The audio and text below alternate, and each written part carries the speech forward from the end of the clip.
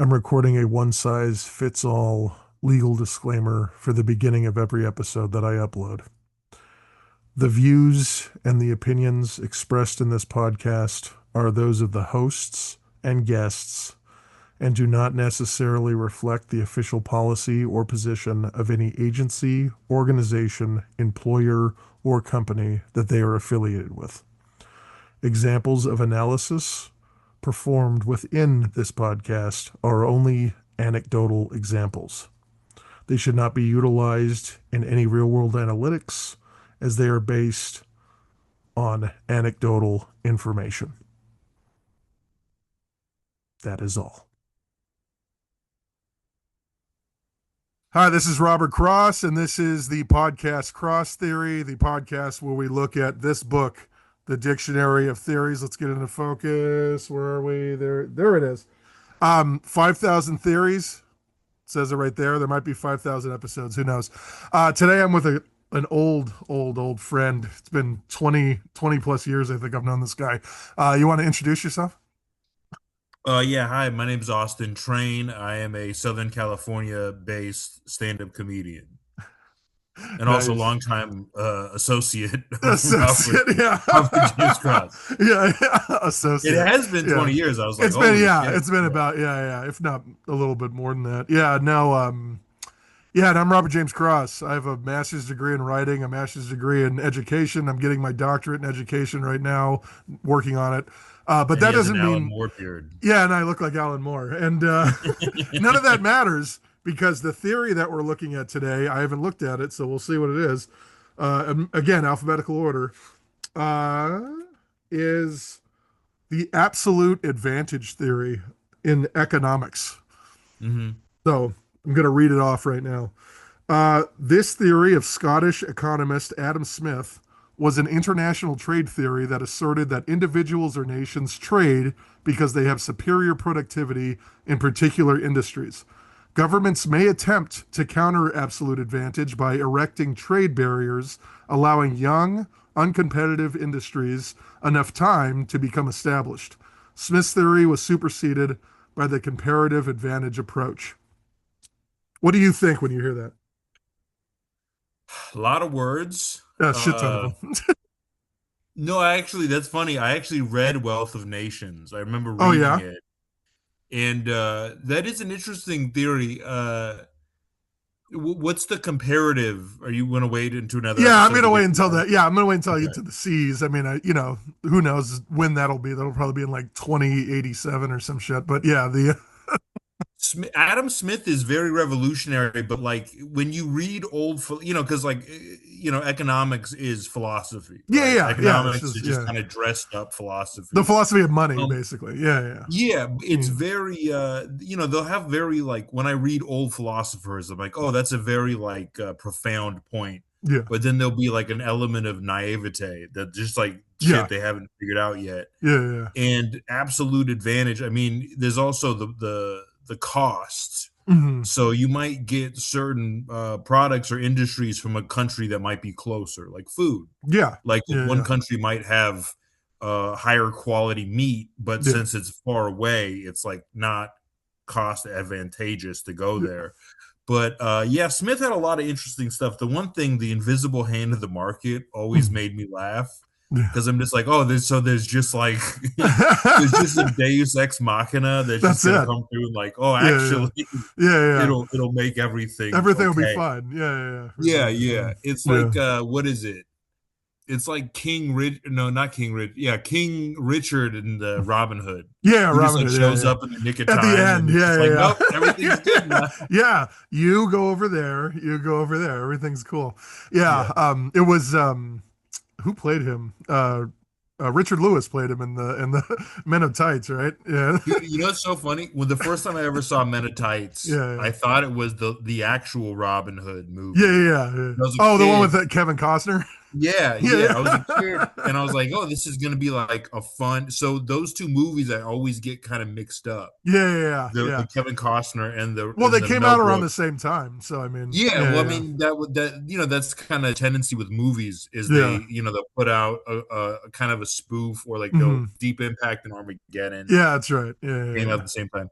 But yeah, so I always get those two movies a little mixed up. Yeah. I remember watching it and be like, wait a minute, this part isn't as funny as I remember Yeah, because I was yeah, watching the yeah, yeah. Kevin Costner The one. comic costume, yeah, yeah. This isn't funny at all. Yeah, Yeah. no. It's No, King John was Richard Lewis, yeah, right? Richard Lewis. Yeah, yeah, Who yeah, yeah. was King? Was there King Richard in that one? I can't remember. The They, yeah, I can't remember, but no, I love Richard Lewis. That's why I remember that just because I think he's like one of the funniest people on the planet. oh Oh, yeah. he's dead now, but like he was, he was funny when he was funny. Did you ever meet him? That you're locked into the comedy scene No, out there, he right? was more of a New York guy. Oh, was he really? Oh, okay. Yeah, But he hung out with Larry David and shit. Like they were all I saw Larry David, but Larry David, so he was not as much of a stand-up as he was a writer. yeah, yeah, that's He true. did Yeah. stand up, but Yeah. Larry David never liked stand up apparently. Yeah. And he was a very funny joke writer, Yeah. but you'd see it like I think he's like one of the funniest guys ever. But like when Yeah. you see him do stand up, it's like, oh, it's a little rough around the Yeah, edges. yeah, yeah, yeah. Put it like that. Yeah, because he needs like the situation in order to make the thing Yeah. funny. Yeah, yeah, Yeah, he's a great yeah. foil. He's a like he needs like a foil. He Yeah, he needs needs someone to somebody with argue him. with. Yeah, yeah, And yeah. the Yeah. audience is just the already unless the audience is arguing with him. Then he's not. Yeah, yeah, yeah. Yeah. Are there I guess let's go on to that tangent. I was just thinking while you were saying that, are there like comedy teams that go up on stage together and do shit like that? Like is that a thing or is that not Oh, a they use thing? every now and then they'll do it.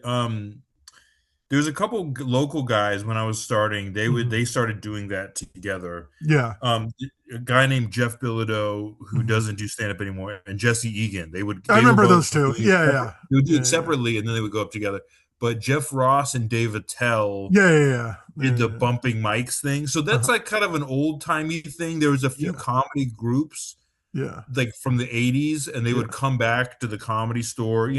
Once you're past, you become a paid regular, Yeah, yeah. is what they call it. Then you can even people would come kind of out of retirement Hmm. and then try to do it. So there's one group, there's Piper and Tupper, Yeah. and they were like a folk, like a folk Yeah. group, like the two of them, and they would Mhm. do tambourine and go up on stage together. But you don't see it too often now. You'll see people go up together sometimes, but like for special shows. Yeah, yeah, yeah.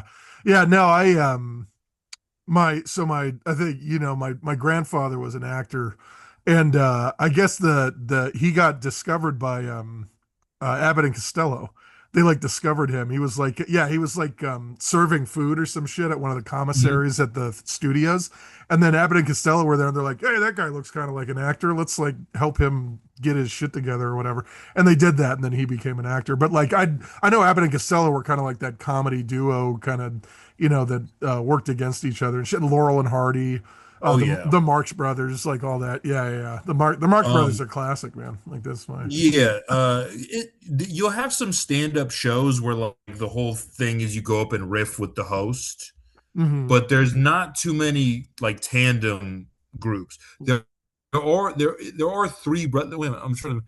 There were three. There's triplets Yeah, that I remember they performed together. I forget what their names are, yeah. but identical twins and triplets kind of freak me out a little.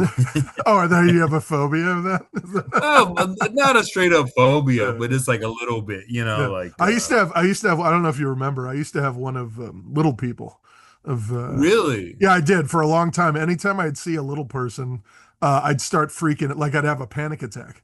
Like it was like Really yeah, it was interesting. really yeah, it was weird. And then I read an article. It was right after Game of Thrones came out. It was like right around that time. And I read an article by Peter Dinklage. And he had said in the article, he was talking about how he had gotten like made fun of and beaten up and shit when he was small or Hmm. when he was a child. Yeah, And so, he's still yeah, small, yeah, he's still small. So but he was even smaller. yeah, yeah, right, yeah, yeah.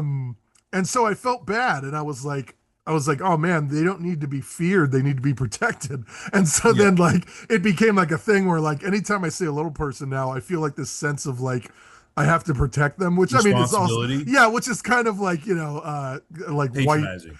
Yeah, it's very It's patronizing, but it's always like patronizing. that. What is that?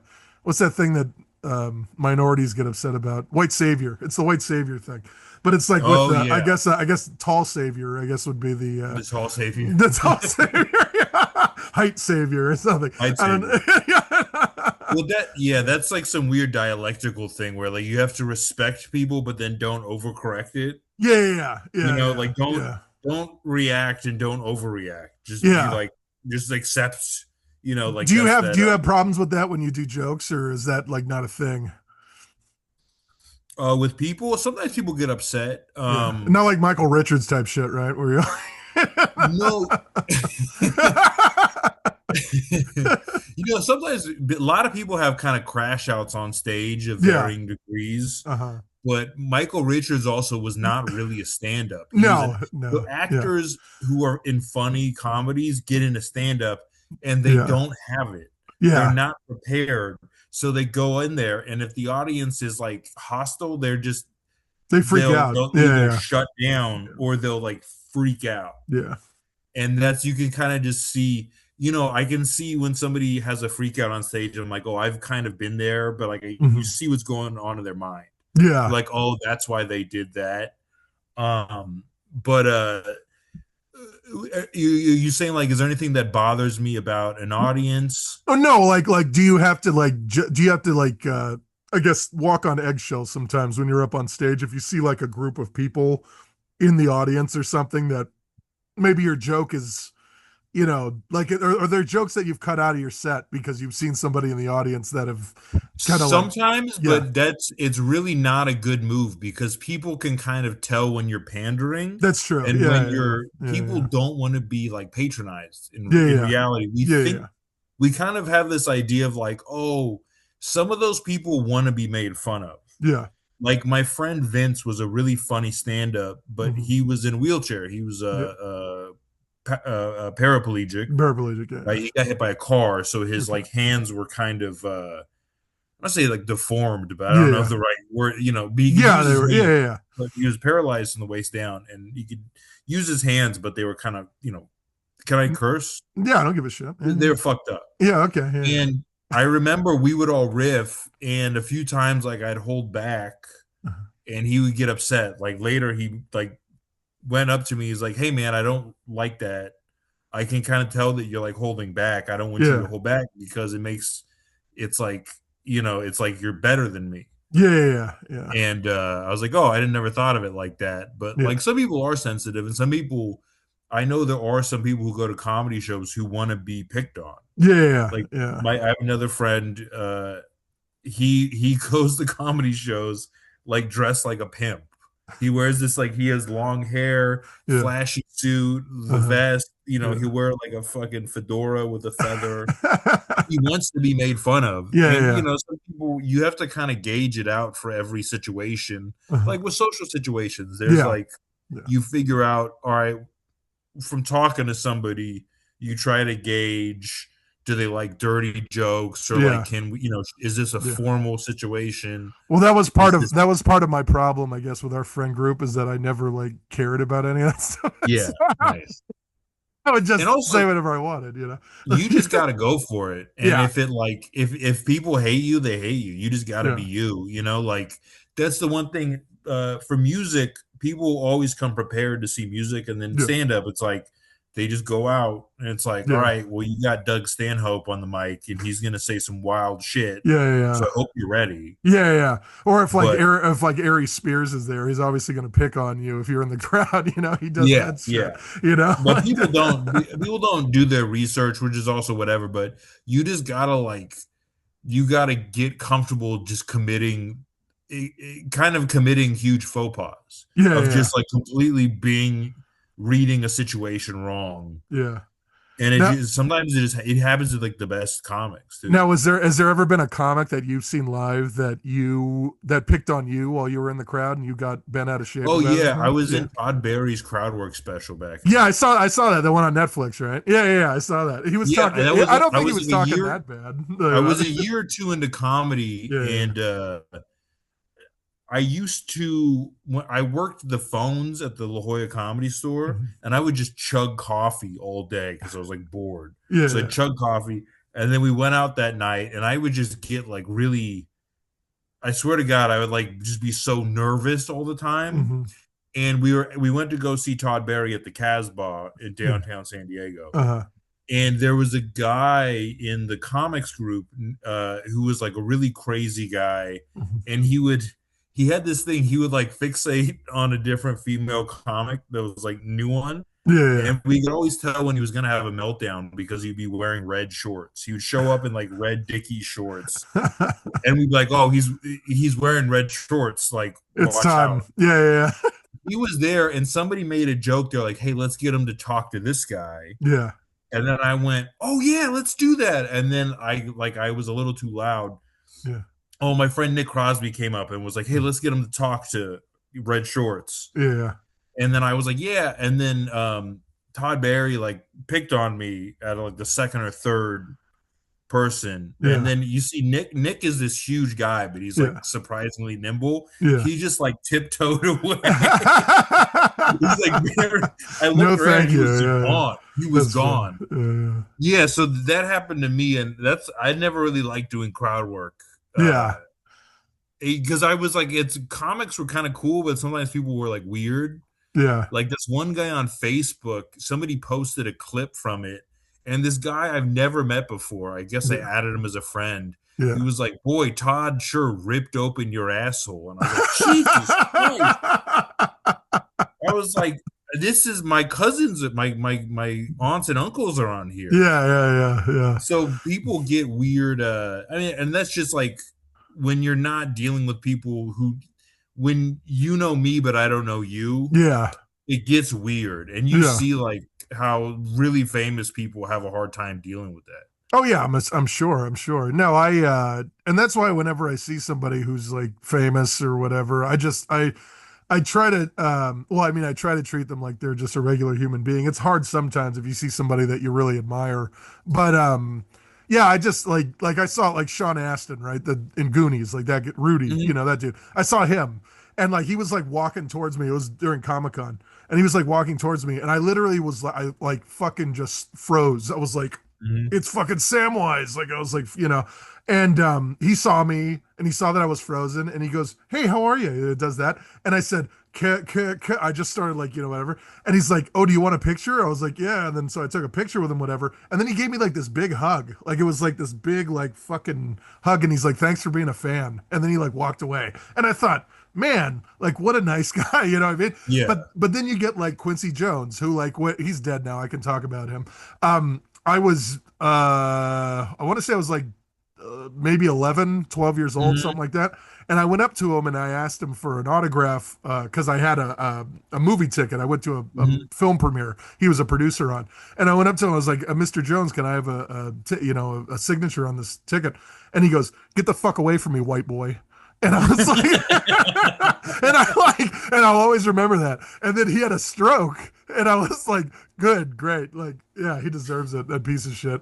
And I think isn't his daughter Rashida Tlaib, or no, not mhm. Rashida Tlaib, Rashida Rashida Jones, Jones. yeah, Rashida Jones, Rashida yeah, Tlaib. yeah, yeah. I mean, whatever. She might have gotten married to some guy named Talib. It Whoops, makes sorry. sense. I got No, it. no, Dude, I no. always do She's not that. gonna I watch this always episode. get, Don't worry. dude, No. I got Buster Douglas confused with Frederick Oh, I Douglass thought one you were gonna time. say with Buster Rhymes. No.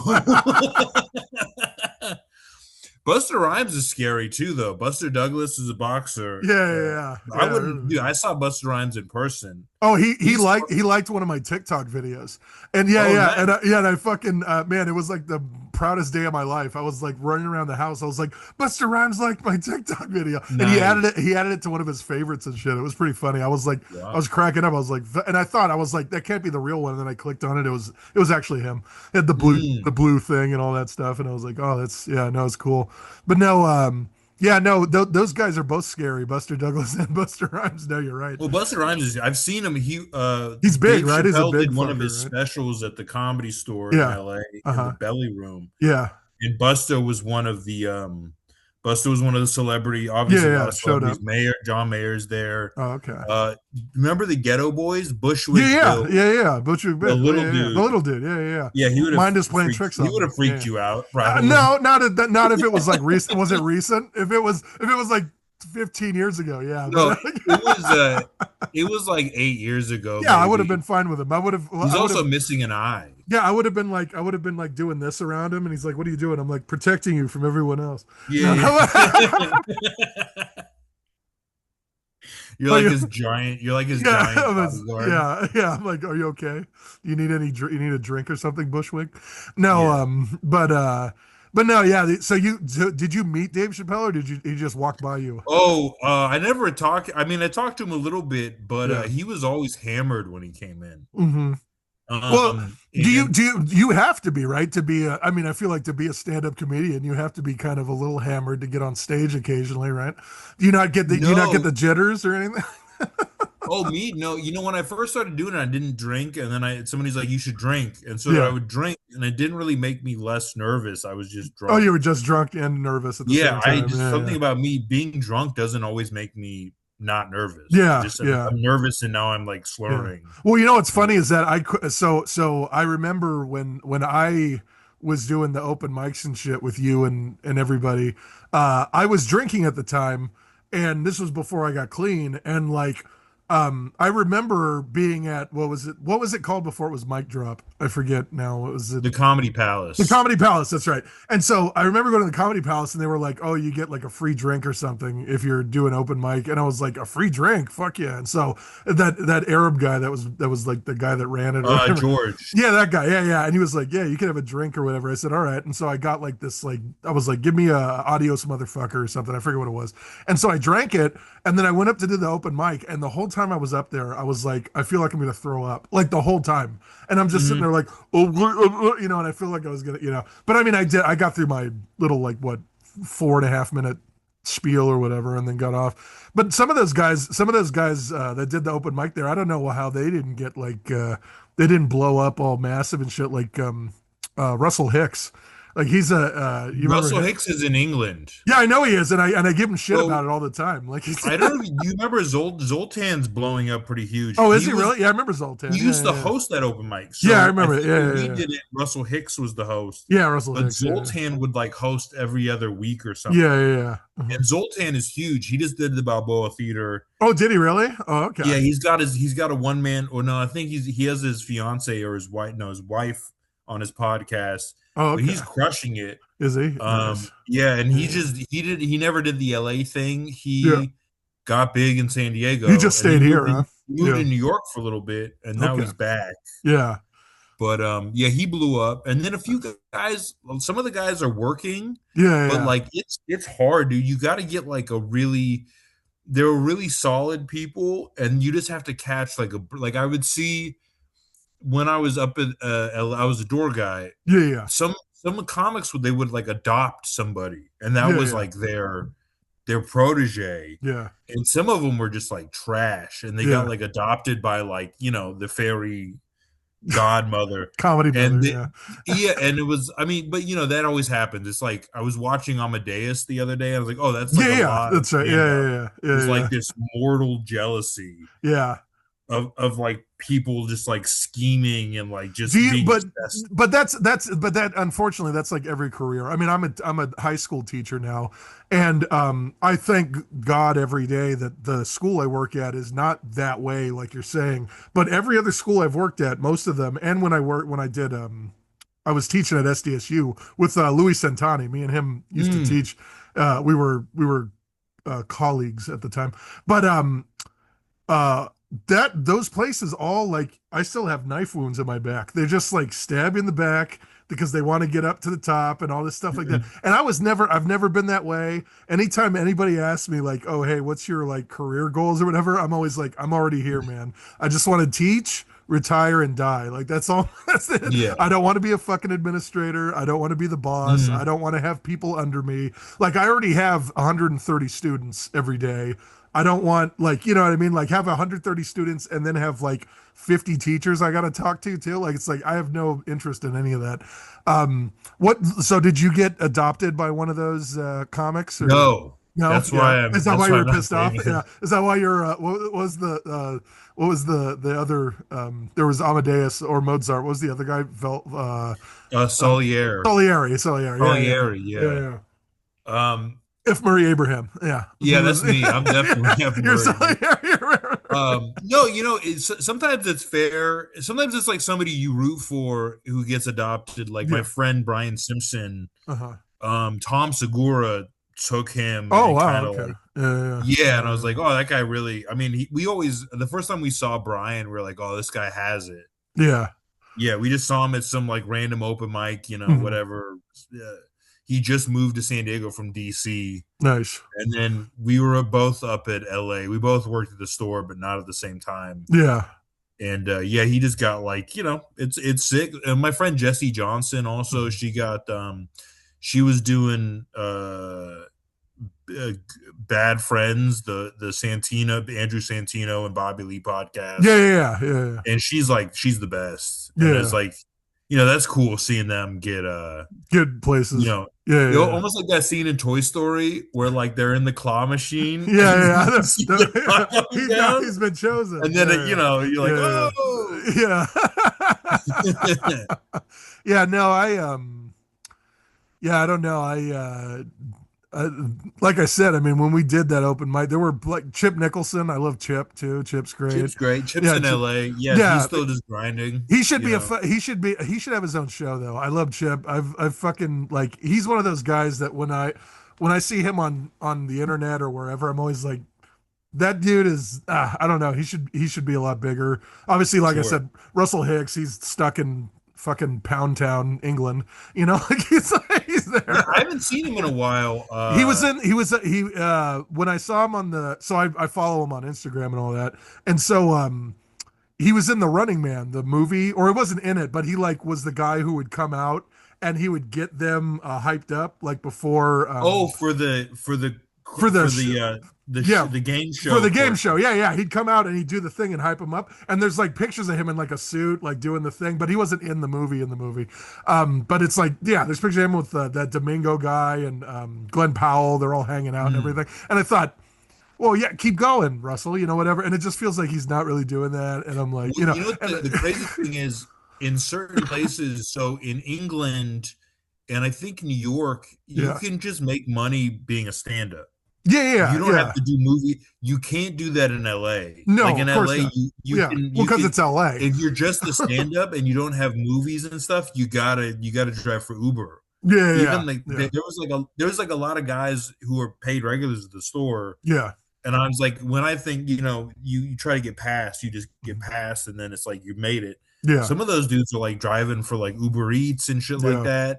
And then, and then from what I understand in New York, it's like you can just make a living. And then England, you yeah, can just make a living doing the clubs, even if no one knows you outside of the yeah. clubs. Yeah, you can like have a life Yeah. Well, just by working. like Russell Hicks is one of those guys though that like he's going up against English comedians, which English comedians I feel like are not. I mean, I'm not going to say not as funny because I do like British humor, but they're just very like deadpan and like not. Whereas Russell's not that at all. Russell's like fucking animated and he's very he's got those quick jokes and shit. I just yeah You know what I feel like? They have a different approach to live entertainment in yeah England, and I think that I don't know, and Australia and probably yeah yeah. Canada. I think the crowds are a little nicer. Are they okay? Yeah Yeah, I yeah feel yeah. like I don't know. I also am just like, maybe I'm just talking out of my ass, Yeah, whatever. but I would see some Australian comedians Hmm. or New Zealand. I saw one guy who was really funny from New Zealand, Okay. but he just could not command the audience. He Yeah. went in the is actually the guy. He's in Flight of the Concords. Oh, okay. Yeah, yeah, He's he did the Comedy Store, but he just couldn't really command the audience. yeah. He's a funny dude, Yeah, yeah, but yeah. like there's something about it of like, I'd almost compare it to like majority black shows. Yeah, yeah. Like you really got to bring it, and it's Yeah. not just the jokes. It's like you got to command Well, that's why the they stage. yeah. Well, that's why they always said like the hardest theater to play in was the Apollo. Like the Yeah, hardest one to like do any kind of comedy or anything. Because if you were up there and you fucking sucked, that dude would come out with the big cane, and he'd fucking drag, the clown or yeah. whatever with the big cane, and he'd drag you out. I used to love watching that live at the Apollo all the time when I was a kid. And but yeah, no, that's true. I mean, New Zealand though, I mean, what is funny about I New feel like Zealand? people That's are not just the audiences are just probably so nice Yeah, because yeah. like they're not gonna like let you have it. Um, Yeah, and Or they're worried about another terrorist attack too. No, I'm just kidding. They're like, they're let's be like, nice oh, to this they person. don't want a Yeah, terrorist to come and shoot all their sheep, dude. that's yeah, the sheep. Yeah, Yeah, the sheep, eh? No, that was a terrible one. I'm trying to do New Zealand. I can't do you're trying to accents do at it all. in I'm a New Zealand. terrible No, you're accent not good guy. at it. Yeah, no. Last, my wife hates English accents, even though she loves Harry Potter. And so I told her that if she ever pisses me off from now on, I'm going to speak in an English accent. Just oh dear, what was that? Yeah. Get her all, excuse me, what were Red you saying? Mental, isn't it? Yeah, yeah. That was some Twitter post I saw or some X post where the guy was like, British people would see Satan in real life and say, odd fella, ain't it?" Like, it's like, yeah, it's like, yeah, that's true. Um, but no, it's funny, man. No, I'm glad that you're still doing the comedy thing and you're still grinding, right? You're not. Do you have an agent or any of that shit, or have you ever had No, one? no. I had some mental health problems. I had to move back from LA Okay, yeah, because you're in and San Diego again, right? You're back yeah, I'm here. in San Diego. I'll do the Yeah. road. Okay. But Yeah. yeah, just I was in LA during the pandemic Yeah. Yeah. and shit got crazy. Like my brother died right Yeah. before the pandemic hit. Yeah. I remember And that. then when the pandemic hit, I was living in a house with just, actors and Yeah. models and just deeply unstable Yeah. people. Yeah. Yeah. And shit just got wild from Yeah. No, I can imagine. No, I can yeah. imagine. I couldn't. Yeah. That's why I mean, I don't. Speaking of unstable people, we both know David Sarmiento. I don't talk to. I don't talk to that guy anymore. I haven't talked to Oh him. no. Well, he got pissed off because, and I've talked about this on the show before because I'd known him. I knew him longer than anybody in San Diego, Yeah. basically, like 30 years almost. Me and David were hanging out, and he got mad that I got married. Like he was like, all pissed off about that. And Really? I didn't, yeah, I just don't understand. But he gets that way anytime I'm in a relationship with anybody. He gets all bent out of Oh, he's shape. jealous. Yeah, yeah, yeah. He wants to be my girlfriend and he gets all mad about it. Yeah. But yeah, so I haven't talked to him and God, it's been about 5 years almost. I haven't spoken to him. Damn. My brother Keith still That is lives with that him is the though. crazy thing. People. Oh, really? Yeah, yeah, yeah, he still lives there. I just did like any kind of message that that I say or whatever, it gets transferred from my brother to him. And then my brother will be like, "Oh yeah, David said you're an asshole." And I'm like, "Oh, that's cool." Like whatever. And I'll You know be, what? yeah. Did you ever watch Banshees of Yo, Inisherin? yeah, I love that movie. Yeah, yeah, yeah, I love that movie. We were just talking about It's it. almost like Yeah. you guys, That's right. Yeah, Sormiento yeah. We're is having a Colin row. Farrell, and Yeah, then that's you're right. the redhead guy. Yeah, yeah. Well, I'm gonna is cut Colin off my Farrell? fingers. Yeah, yeah. Is Colin Farrell the shorter What one? is his name? Uh, What which is the one? redheaded guy's name? Oh, Not that's Colin Farrell. Gleason, right? Isn't that what's his name? Gleason. It's that one guy's dad. That guy Um, rules. no, he does. Yeah, he's good in He's everything. in Bruges, Yeah, and yeah, he yeah, was in the second Joker movie. yeah, yeah, yeah, yeah. Which was not a good movie, but yeah, he was No, good. no. You know what? The director made that movie so they wouldn't bother him to make another one. Yeah, yeah, He and he yeah, was he was like, you guys didn't get the point of the first Joker, that was supposed to which be is it. that it's Yeah, stupid to be the Joker. yeah, Which is like if you're the Joker, your life is gonna be shitty, yeah, yeah, And then he made another movie which was a musical, yeah, yeah, yeah. like explaining like, hey, don't be the Joker, Yeah, that's you right. know. Yeah, yeah, yeah. No, that's pretty funny. Yeah, no, I'm not a fan of that film. I'm a fan of Joaquin Phoenix, and I actually don't mind Lady Gaga that much. Actually, I think she's all right. I Did mean, you she's see Beau is Afraid? no, I haven't seen that. Is that good? Beau is Afraid. Yeah, Joaquin is really good. That's a hell of a movie. yeah, yeah. No, It's a yeah. it's like a surreal nightmare. Yeah. Is it really? Yeah, that's Ari Aster, right? Isn't he the one who directs Yeah, it? yeah, Yeah, yeah, yeah. that's right. Yeah, yeah. No, it's funny. I always tell the story about how when I was a kid, my dad took me and my brothers out trick or treating, and he would always we'd walk from Hollywood Boulevard proper all the way to Sunset, and then we'd walk all the way down Sunset to Beverly Hills. We'd walk all the way like through down. Yeah, yeah, yeah. And the reason why is because my dad was like, "Well, of course you're going to get the best candy in Beverly Hills. You can't we can't get it here, and in the shitty part East Hollywood, where all Yeah. the Armenians live and all that. So, Yeah. yeah, we'd walk over there. And the night that we went, we were coming back and we walked by the Viper Room and there were ambulances and shit all over the Viper Room and all that stuff. And then we got home and my mom was like, "Oh, did you hear the news?" And we were like, "What?" And she's like, "River Phoenix died." And we were like, "What?" Like apparently, like we walked by that whole scene, like where Joaquin was, crying over his brother's body and all that stuff. We like Oh damn. yeah, we were across the street just like But walking how old by were it. you? This was 90, I think it was 94, right? When he died, something like that, 93. So I was probably like 8 or 9, somewhere around there. Yeah, Okay, yeah, yeah, shit. yeah, yeah, yeah, yeah. I was a kid. Yeah, I was a kid. That's crazy. No, yeah. So, but yeah, no, growing up there in Hollywood was an interesting thing. I mean, I know you lived around there, Yeah. right? When you were I living lived in, around East Hollywood. It's funny because Hollywood itself is like Mhm. very grimy. Yeah, yeah, Like it is. unless you're in the Hollywood Hills, but Yeah, like yeah. actual Hmm. Hollywood is Hmm. like Yeah. I've walked back and forth through it and it's awful. Yeah, It's yeah, so no, gross. no. Yeah, now There's a lot of imagine, cool yeah. shit going on, No, there but is. it's Yeah, like yeah. just walking on the street Yeah. is Yeah. yeah, Now imagine being a a 6-year-old child. boy. Yeah, a 6-year-old boy and your mother's addicted to heroin and you go up to your mom and you go, "Mom, can I go uh, to the Chinese theater?" And your mom goes, "Yeah, go ahead." And she gives you money, and you just walk as a 6-year-old boy from Wilcox, right there, Wilcox and Hollywood Boulevard, to the Chinese theater. And then that Damn. becomes, yeah, you know what I mean? So it's like, and then that's my whole childhood was me and my brothers just running around Hollywood Boulevard in like from 91 to what, 1997 when we got taken away by the CPS. But like, it was like, but Wow. that whole area is like ingrained in my mind and everything. Mhm. And it's weird because I have dreams about it sometimes. I don't know if you ever experienced this, but you have dreams about the place where you grew up and it seems so much bigger. And it seems so much bigger when you were a kid too.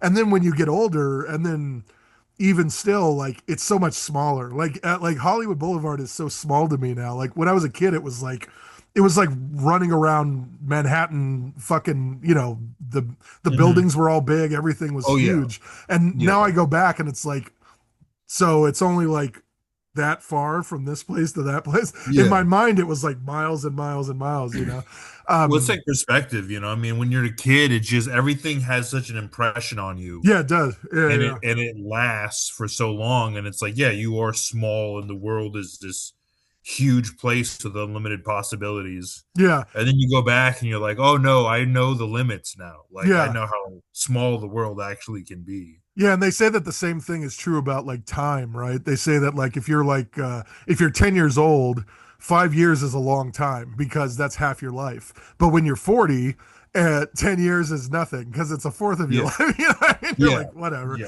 You know what I mean? So yeah, it's an interesting perspective once you like look at all because back that like as a child, I felt like everything like it was this huge time period. I mean, it also could have been the trauma from my parents being drug addicts, but I mean, Yeah. like, you know what I mean? Like, it could have been that. Who knows? Who's to No, but say? like time is definitely different. I feel like now waiting becomes easier as you get older because it's just like, I mean, also you're tired, but Yeah, like as a all the time. child, it Yeah, just feels like you're the same age forever. You know, like yeah, shit just seems to drag on because time is relative, and as you get older, you're just like, oh, I could deal with that for a year. That's fine. yeah. Like It's I not a got big deal. Yeah, yeah, yeah. How old are you now? 37. You're 37. So yeah, you're only 3 years younger than me. So like, what when you were going through, I guess the COVID thing, nothing. Did you just stay indoors the whole time? You didn't go anywhere, do anything? What were you I did doing? a couple of shows in Vegas. Oh, okay. So, so the interesting thing when COVID hit, I was in Hawaii because I had like I remember like SARS and bird flu. Yeah, yeah, I was like, whatever, it's gonna blow over. yeah, And I went to see my little nephew in Hawaii with my mom, yeah. and we flew in, and the next day lockdown. So we flew in like Oh March wow. 12th, March Yeah, 13th was like lockdowns, yeah, and then I started this part is bad. I started to feel a little sick when I yeah. was there. Uh-huh. So my mom had breast cancer at the time. Yeah, So I was really worried about getting her sick. yeah, I yeah, flew back and then I just didn't go anywhere when I got back for a while. Yeah. But I was quarantining with an ex-girlfriend. I did a couple of shows in Vegas, Yeah. but LA there was just like some It was pop-up dead, right? shows. Yeah. Yeah. Well, the clubs couldn't they had a ban on live Yeah. performances. Hmm.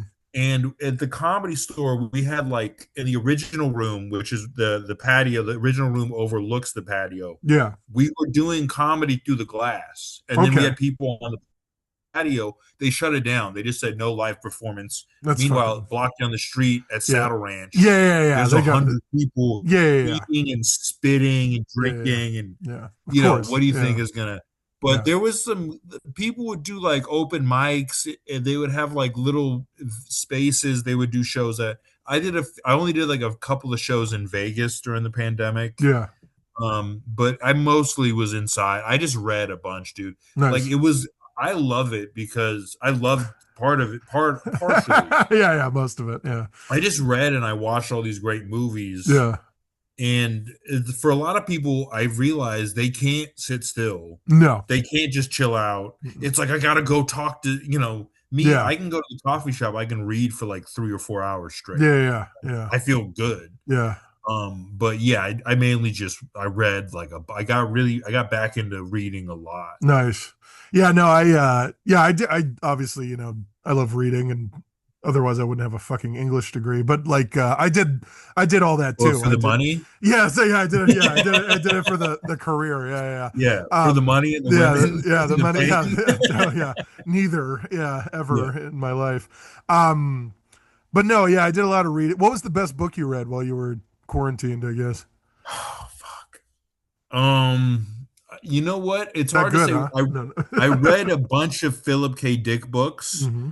and it was Philip K. Dick. I feel like is one of the most prophetic authors. Wonderful name. And then Yeah, yeah, great. Yeah. P Dick. Well, Yeah. Philip means horse lover Oh, in really? Does it? yeah, so in one of his books, it's like a semi-autobiographical one. Yeah, His alter ego is Philip means horse lover in Hebrew, yeah. Okay. and then Dick means fat in German. So Okay. his name was Horse Lover Fat, and that was his alter ego in the book Dallas, which That's is like funny. a semi-autobiographical Yeah, yeah, sci-fi novel. But I read a bunch of his stuff, and it's so it's all about like nothing is certain.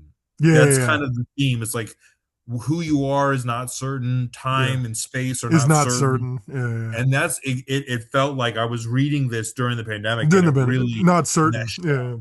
Yeah. Hmm. But that was probably I mean, I read a lot of sci-fi, Yeah. and I read H.G. Wells' The Outline of History just because I had Okay. all this time on it. It's 2,000 pages. Yeah, it's huge. Yeah, yeah, yeah. I just sat down and read it because I was like, it's I don't know, it's a fun, it's probably a lot of it might not be true by today's standards or No. whatever, Yeah, yeah. but it's funny to just. I also think he's a great writer Yeah, too. yeah. No, he did. Yeah, no, he wrote some great books. No, that's cool. No, I tried to read anything contemporary and it never works. Um because it's mostly I feel well, so when I was going through my writing program, I got into a lot of trouble because I would be like horribly honest with people during workshops and things like that. Like there was this one I talked about in a different episode, but there was this one girl who she only wrote young adult stuff because she was like, oh, I Mhm. want to be a young adult author and all this stuff. So she wrote it, and then it would, the workshop, would go around the room, and then it would get to me, and I would literally be like, I don't know why I read this. I don't know why this. I was like such an asshole. Like looking back, I feel bad because I'm like, I mean, she's probably. I mean, I don't keep track of this woman at all because we kind of lost touch probably after I said all those horrible things about her. But Yeah, you still follow her career, just yeah, follow her yeah, online. yeah. I don't do that.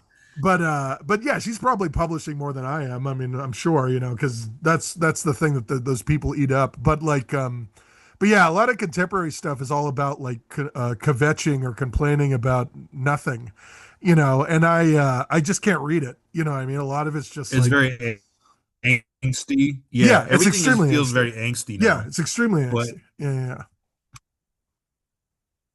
I don't know. I whatever. What's the last contemporary? I can't. I have like a list. I started keeping track of the books and movies I've seen. Yeah, For yeah. the movies, just so I don't watch the same movie Over and over over again, again. Do you thinking have a it's like a new. letterboxed? Yeah. No. It's something I just do for myself because I don't. I hate listening to other people's takes on movies Yeah, I don't either. because, Yeah, yeah. dude, growing up, I loved They're horror wrong. movies, Yeah. and horror movies would get destroyed by critics, Yeah, always. Yeah, especially during the 80s, which yeah. was the best time period for, in my opinion, for horror movies, like Yeah. 70s and 80s. And I remember one of my favorite all-time movies is The Thing, Yeah. and critics savage it. And if you watch The Thing, it's a perfect movie. Yeah, it's amazing. Yeah, There's no fat in the storyline. yeah. The fucking ambiance, or not the ambiance, but the setting, Atmosphere, everything. the Yeah, music, yeah, the acting, yeah. the everything is perfect. And listening to people talk about movies, and like I'm wrong, or like I'll see a movie in the theater and I'll be like, oh, it's better. I'll think it's better than it actually is. Yeah, But I don't want to hear other people talk about movies because they just have the most, especially critics have the most up their own ass. yeah. I know I can be pretentious, but they're so far up their own ass. It's crazy. I You know I can get pretentious? pretentious talking about movies and books, but some people just take it to another level of just, Yeah, you know, yeah, yeah. Yeah, I have a letterboxed, and I always try to do like one sentence reviews. I'll just do like a one sentence thing. So like, yeah, yeah, just because like I see people post like, or they do a review and it's like 57 pages about like every shitty thing about the movie, every shitty thing about the director, every shitty thing about whatever, and if it's a bad movie like Battle Los Angeles, I remember that's one of the ones I did a one sentence review for, and it's got what's his name, Aaron Eckhart's in it, right? And I love Aaron Eckhart. I mean, he was great as Harvey Dent, in The Dark Knight and all that stuff. He's Thank You for Smoking. I think he was in that too. yeah. That's a killer movie. And but I saw this movie and I was smoking cigarettes at the time, by the way. So Oh yeah. my review was I smoked 2 packs of cigarettes during this film, which was true. I did. I kept stopping it because of how shitty it was. I was literally like pause the movie, I'd go outside and have a cigarette, and I'd come back and I'd watch the movie for like 10 minutes, and I'd go back outside and have another cigarette. And I was like, it took me like 4 hours to watch this hour and a half film, Damn. just because it was that bad. It was just a horrible movie, and I gave it like zero point 0.5 a star or whatever. Sometimes I'll give movies shitty reviews just because I don't like the people in them, or whatever, or something like that. Really? Oh yeah, sometimes that happens. Even if it's a good movie, I'll be like, it wasn't that great. You know what I mean? Like it would have been better if like I had a real I don't know if you remember this either. I had a real big I was really angry at Shia LaBeouf for a long time. I thought he was a fucking like to the point where if I saw somebody that looked like him, like I felt like I was gonna get into a fight. Like Wait, that's how bad it was. why did you not like Shia LaBeouf? I don't know what it was. It was like I saw him. I mean, I like to tell the story that like there was a girl I liked and she didn't date me and it was because she liked Shia LaBeouf. But that's not the real story. The real story was that like I was I was watching some TV show or something. It might have been a Holes or Even Stevens or something like that. And I saw him for like the first time and I was like, God, I just don't like this guy's face. Like it just wasn't, I just don't like his face. And so anytime I saw him in anything, and then he was in that Indiana Jones movie, which like fucking, Well, that was weak. I was Yeah, so mad. Like I was like, are you kidding me right now? This fucking guy. And then he was in Transformers and I was like, fucking, I love Transformers. Like, what is this asshole got to be in this fucking movie? yeah. Yeah, I was so mad. But My yeah, friend took one of his girlfriends. went to his acting school, Yeah, yeah. and he's like, I mean, he's a very talented actor, but he's like a psycho. Oh no, I'm Like sure. they Yeah, had an yeah, acting school, I think, like in Inglewood or yeah, something, and yeah, it was yeah. like cheaper for like people who lived in that Uh area. huh. My friend was in it, and I guess he understood that like he did an amends to her when he got sober, Okay. because it was like, yeah, because his He school was was an like kind asshole. of Yeah, borderline abusive. I mean, yeah, part of like, I guess acting can be like that yeah, because you are trying to traumatize people in order to be able to like evoke yeah, emotion yeah, at yeah. that Of course. time. Yeah, yeah, But yeah, I mean he's a very talented actor, but yeah, like his school, allegedly. I want to say Yeah. allegedly. I don't want to get cross theory in Yeah, trouble over here. yeah. No, But yeah, yeah. I put a Actors are crazy. yeah, yeah, Actors are yeah. psychos, dude. No, they are. No, I put a legal disclaimer before every episode that says that everything we talk about is like anecdotal. That's what I say. It's all bullshit, so it doesn't matter. Like anything we say, so it's not a Oh, big deal. Just in case I do say something like okay. the Yeah, Jews, yeah. right, or something like that. Like it's like no, like what are they gonna do, right? But You come out in a kafaya and they're like, that's oh, yeah, oh, oh, yeah. Put the yarmulke no, it's on. satire. You don't It's okay. understand. It's okay. Yeah, yeah. I have one.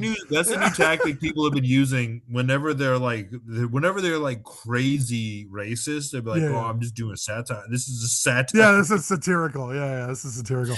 Um, no, what's it called? I was working at High Tech High. Yeah. Yeah, yeah. So I was working there, and they had a group of Israeli teachers that were walking around, and they were observing teachers that were working there, And so I was teaching a class, and these 12 people walk into the room, and it's usually like if 12 people walk into the room, you're like, what the fuck's going on? So I kind Yeah. of stopped what I was doing, and I was like, can I help you guys? Whatever. I'm in the middle of the thing, the They're like, lesson. this classroom was promised us Yeah, that's 2,000 right. years Yeah, yeah, yeah. It ago. was promised to us. Yeah, yeah. Yeah. No, and then I was like, well, it's time for the crusade. No, but no, um, but no. So they tell me they're like, yeah, we're from Israel. We're doing observations of teaching or whatever. And so I said, oh, you guys are all from Israel, and they were like, yeah. And I was like, we're the Palestinian teachers. And oh man, fucking as soon as I said that, all the kids went ooh. They all knew what was happening because it was high school, so they all understood. And it was funny because I had two Palestinian students in the class. Like Ooh. they were from Palestine, and so they actually enjoyed the fact I had said that. And because when I worked at SDSU, a lot of my professors that I was cool with, they got like fucking completely run out of that school because you know that the Israeli government funds like most of these universities. And Oh so yeah, because yeah, they yeah, have to invest in them yeah, because yeah, that's why yeah. the divestment thing is such a big deal. Exactly. Yeah, yeah, the So, BDS. Yeah, yeah, yeah. And so what's it called? So one of my professors, Emily Hicks, who I want to get her on the podcast, but I don't know whether she'll do it. But she signed the BDS, and she was one of like a bunch of professors at State that did it. And I want to say like 2 months after that, some like the Jewish Students Alliance or some shit, the JSA or whatever, they made a poster with all the names of all the professors who signed that and put it up like on the school. And man, it was like World War VI. Like everybody was like, "Oh, you're a fucking piece of shit" to her, and they tried to get her to retire early and shit, even though she wasn't of age to retire. Like all this stuff was going yeah. on, and I just thought I was like, "Wow!" Like for a group of people that say they don't control everything, like they sure do, you know. They sure do control Really not everything. beating the Yeah, allegations. they're not helping. Yeah. Yeah, yeah. That's crazy how much animosity there is in like schools Yeah, no, I of know. like, you know, to me that's so nuts because I don't. When I was going to, I mean, I went to like a small private school, Yeah, and to like the politics, there's like no politics because there was like 20 people in our yeah, eighth grade class, hmm so like you didn't even think of that, and just some of that shit just sounds like I went to La Jolla High from there, yeah. It and was just bad. the Yeah, yeah. money going through Mhm. that place. I remember like Speaking of I, Israel, yeah, I no, yeah, the fucking I remember I met some kid who donated the scoreboard for the football oh field, wow, wow, and just yeah, and it's funny because I always thought like, oh, if you're rich you're gonna be popular, and this kid was not. He was yeah, like universally bullied, and his hated it. parents Yeah, weren't yeah, rich enough to like buy. Yeah. yeah, yeah, um yeah.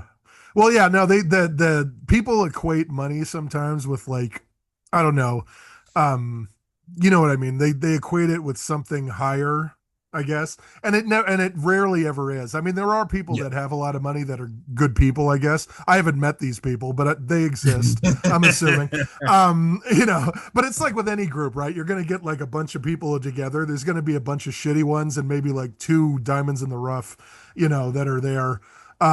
And it's the same with teaching. You know, when you get a group of teachers together. Again, like I do that legal disclaimer before everything, and I'm going to say it again. I do love the place I'm currently employed right now. All the teachers there are great, but I've worked at other schools, and I know there's a lot of people in the district I work at now who are not good teachers, you know, and they basically got the job because they got Mhm. grandfathered into it or whatever. And those people do need to retire and leave because they're basically just holding a lot of these kids back, you know. Yeah. And I hate getting students from other schools that come to my classroom and they're like they don't have the skills to be in my classroom. And Mhm. my classroom, mind you, I teach basically ESL, so like English as a second language. So if I get a student from another high school who's a junior and they come into my class and I'm like, how long have you been in the country? And they're like, oh, since I was 8 years old. And it's like they still aren't like out of an ESL class. I'm kind of like, that's the teacher's fault. Like, Mhm. because I could work with them for 6 months or 4 or 5 months and get them to that point where they could pass Mm. all these state tests and shit like that. But it's like, where were the people like me at those other schools? Like that's Oh, the sure. you know what I mean? And Yeah. um and I talk about that all the time with my colleagues. I'm always like, why is it that you know, none of the kids were passing the state testing and then I showed up and now we've got kids passing it. Like, why did it take me? Like, why couldn't some other teacher do this? You know what I mean? Like, not to say that I'm not needed or anything, but it's like, I shouldn't be, you know what I mean? I didn't get into the I mean, career. some people Yeah. aren't cut out for it, but also probably a lot of people lack this kind of self-awareness and they were demoralized early on in the process. This is That's what I true. imagine. Yeah. Yeah. Yeah. Because you want to be a teacher and you maybe romanticize it and you're like, oh, wait a minute, I got to buy my own books. I got to Yeah. buy Yeah. Yeah. Yeah. pencils Yeah. for the kid. You know, at varying places is probably different. You know, No, of course. Yeah. Yeah. I went to pretty good schools, so it's Yeah. like I Yeah. never saw how, you know, I had some other friends, their high schools were like war zones, you know, and so it's like right night and day. Yeah. Well, it's funny Um, they say that. I've said it before on this podcast. I work at Lincoln High, which is like in the they would say I guess the bad the part of San hood. Diego, the hood. Yeah. Right. Well, it's And if you want to go to the, I was reading the autobiography of Malcolm X, and it's yeah, like if yeah. you look That's for the yeah. black part of town, you just look for anything named after Lincoln. Yeah, You that's know, right. Yeah, yeah, yeah. No, yeah. exactly. Yeah, yeah. I love Malcolm X, by the way. I was actually I was published in the same magazine as Malcolm X Really, what magazine? 4 times. The Fiction International. I was in there 4 times, and he was published in it back in the '60s or whatever. So it was pretty. Yeah, Wow. so it was pretty cool. He was only published once. What's up with that? What's up with that TV behind you? Oh, that's an old ass. That's Yeah, I was like, Jesus, man. oh, it's classic. I got my Super Nintendo plugged into Oh, that, nice. Yeah, yeah, yeah. so I What? still Yeah, got the Super Nintendo I got when I was like 6 or 7. Still works. 6, 7. Yeah, yeah. That's all the God damn kids. it. That's all the kids. Yeah, But the no, kids. Did they still hit you with that, or is that done oh yeah, now? no, I have actually. I was gonna be like, I'll show you the back of my laptop. I can't do that because that's where I'm recording right now. But stupid. But no, the back of my laptop, I put a 6, 7 sticker on there, just a 6 and a 7, like on between the on the sides of the apple or whatever. And fucking the kids, man, they always come up. They go 6, 7, Mister Cross, 6, 7, all the time. I'm like, what's up? But no, So you're the hip teacher? yeah, well, there are teachers way hipper than me and younger than Do you me, make all the obviously. students stand up on their desks and No, I everything? don't do it. Yeah, that's right. Yeah, yeah, yeah. Captain, my captain. Yeah, no. Yeah.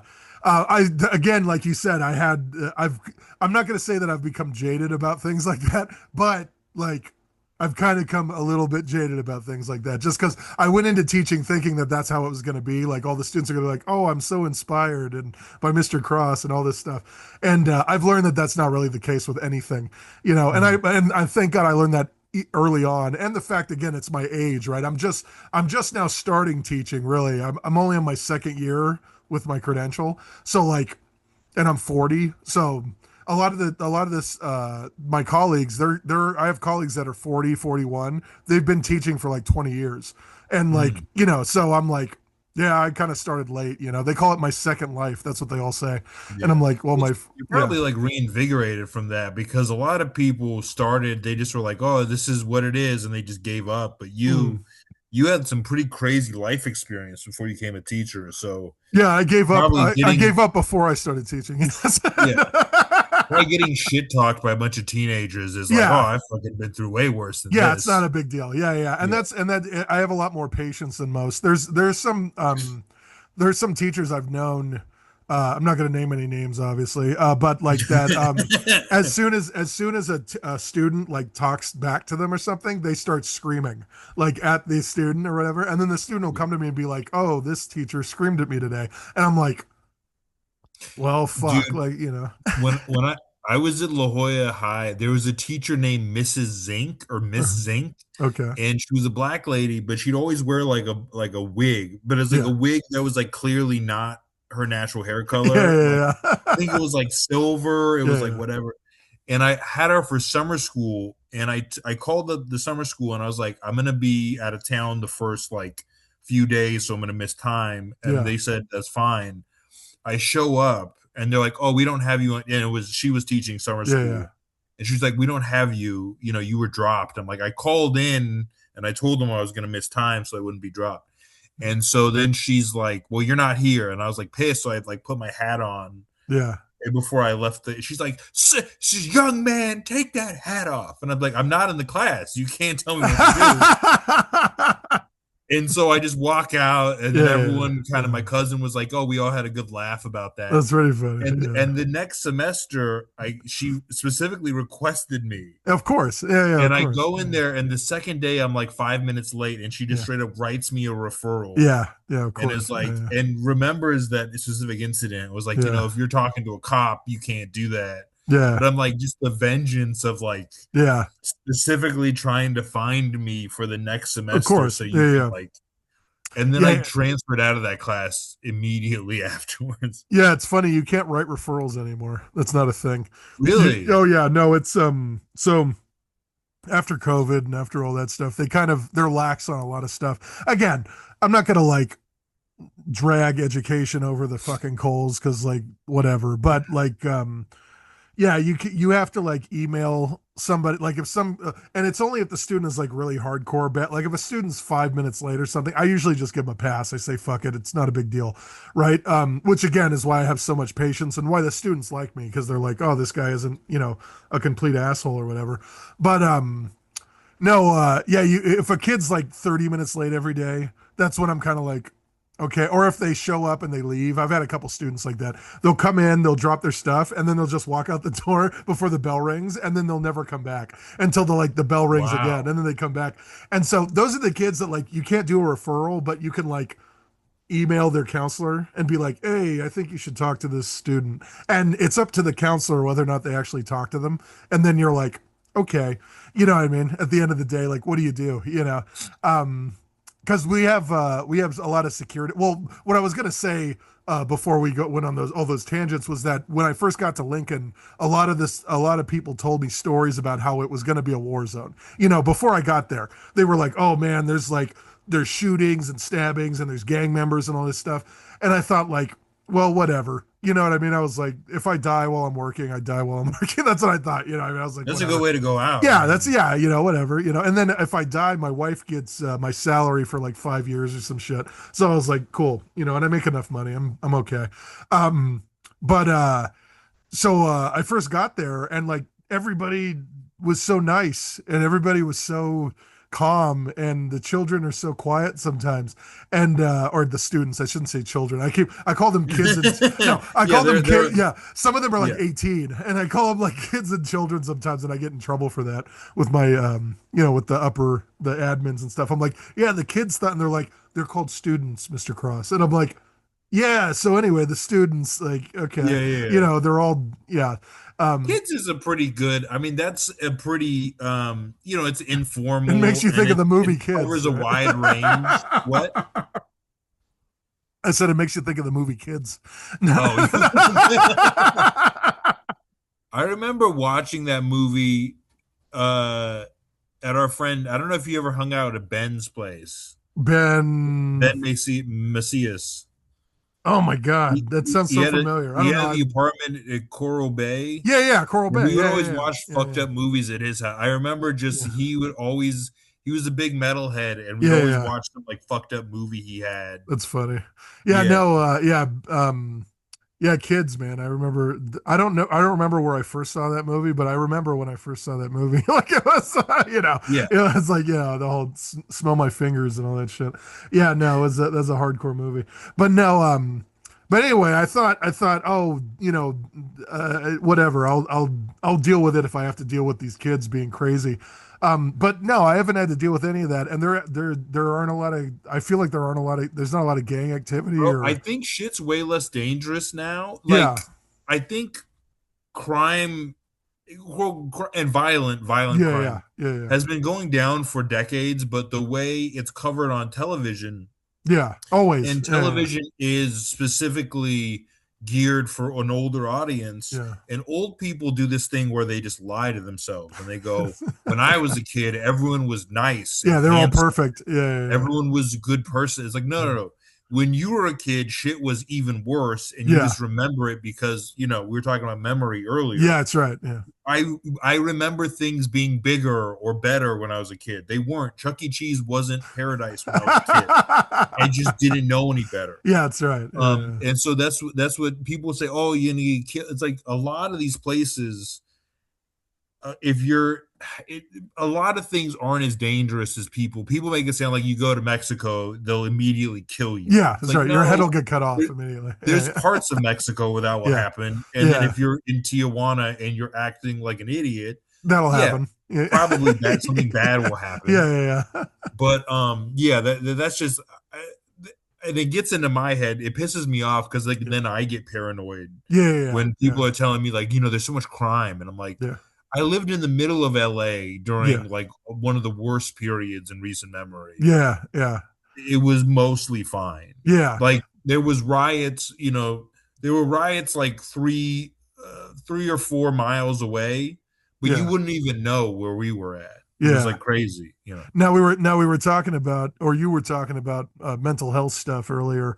Now, in that essence, I guess of what you just said, do you feel like you have any kind of like that paranoia? Do you have like OCD when it comes to shit like that, or is it So like, yeah, part of paranoia is not like psychotic paranoia. Like yeah, people think, oh, you think people are following you. There's a type of kind of OCD and paranoia, I think, are yeah, tied together a little hmm, bit. There's just an overarching feeling that something is wrong. yeah, So it's not that people are following me or that like the government's listening to me, which the yeah. government also They're always is. they're always That's the doing thing. that. How are you going to know you're schizophrenic? Because it's like my Yeah, phone yeah, is listening to me. yeah. Your They phone has come been out. Yeah, listening the to you for a Epstein while. files. Yeah, Yeah. yeah, But there's a type of paranoia that's just like something is off. Like yeah, literally just I left the stove on, but it's like I yeah, left the stove on in every respect in my life. yeah, yeah, And yeah, that's a type of paranoia. But I do have that OCD yeah, kind of, I had it when I was a kid and it just manifested itself differently. yeah. I used to have to like touch, all right, I got to touch this three Hmm. times. Yeah, If I touch one shoulder, I got to touch the other shoulders. yeah. And then eventually it went away, but it started manifesting in different ways. Other Like ways. Yeah. I need to have things a certain way. Hmm. There's certain things I can't have people eat around me that like Okay. bothers me. Yeah, yeah, Or like there's just certain like if I see somebody put trash like a wrapper, yeah. Hmm. like a candy wrapper on the table, I have to Yeah, throw it away. I have to yeah, like get yeah. up and throw it Well, away. that's just being a responsible citizen. Kind of. I mean, Yeah. some pathology is kind of useful Yeah, just to right. Yeah, yeah. exist in Yeah, society. like when people get weird about like the lights being on or off or whatever. It's like that Yeah, person's conserving electricity. I don't know why everybody's yeah. so I upset. get You know? it. I Yeah, get it now. yeah, yeah. No, Well, that's cool. growing up. So I lived with my grandma on and Mhm. off Yeah, yeah, for a lot of my life. And she has to keep so in order to save electricity, you have to keep your fridge full, yeah, yeah, right?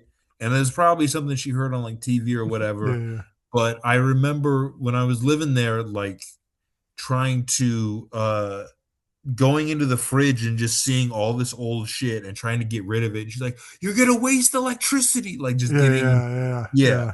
So it's But hereditary. Yeah, maybe. Yeah, Yeah, no, yeah, for yeah, sure. For yeah, sure, yeah, yeah, 100%. yeah, yeah.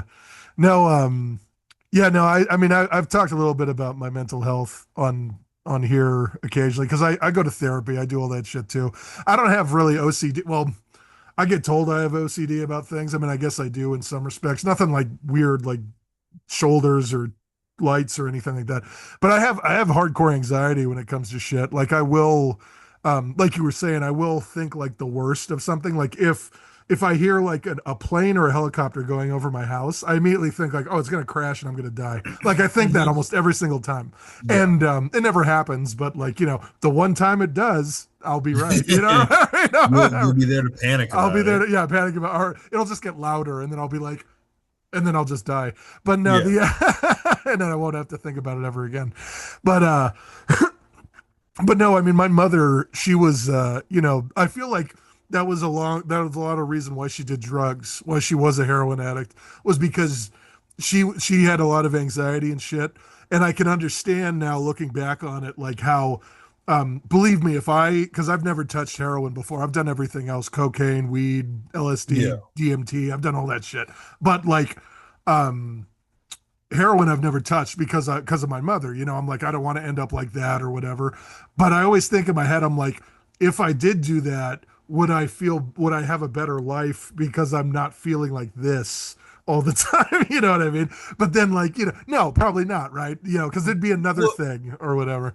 that's the one thing about drugs that when people people talk about drugs like there's no benefit at all, and it's like, no, it does help in the Yeah. moment. In the moment. It's Yeah, just yeah. there's always diminishing returns. Yeah. So Hmm. it's like you feel perfect for a while, but then that time frame keeps coming.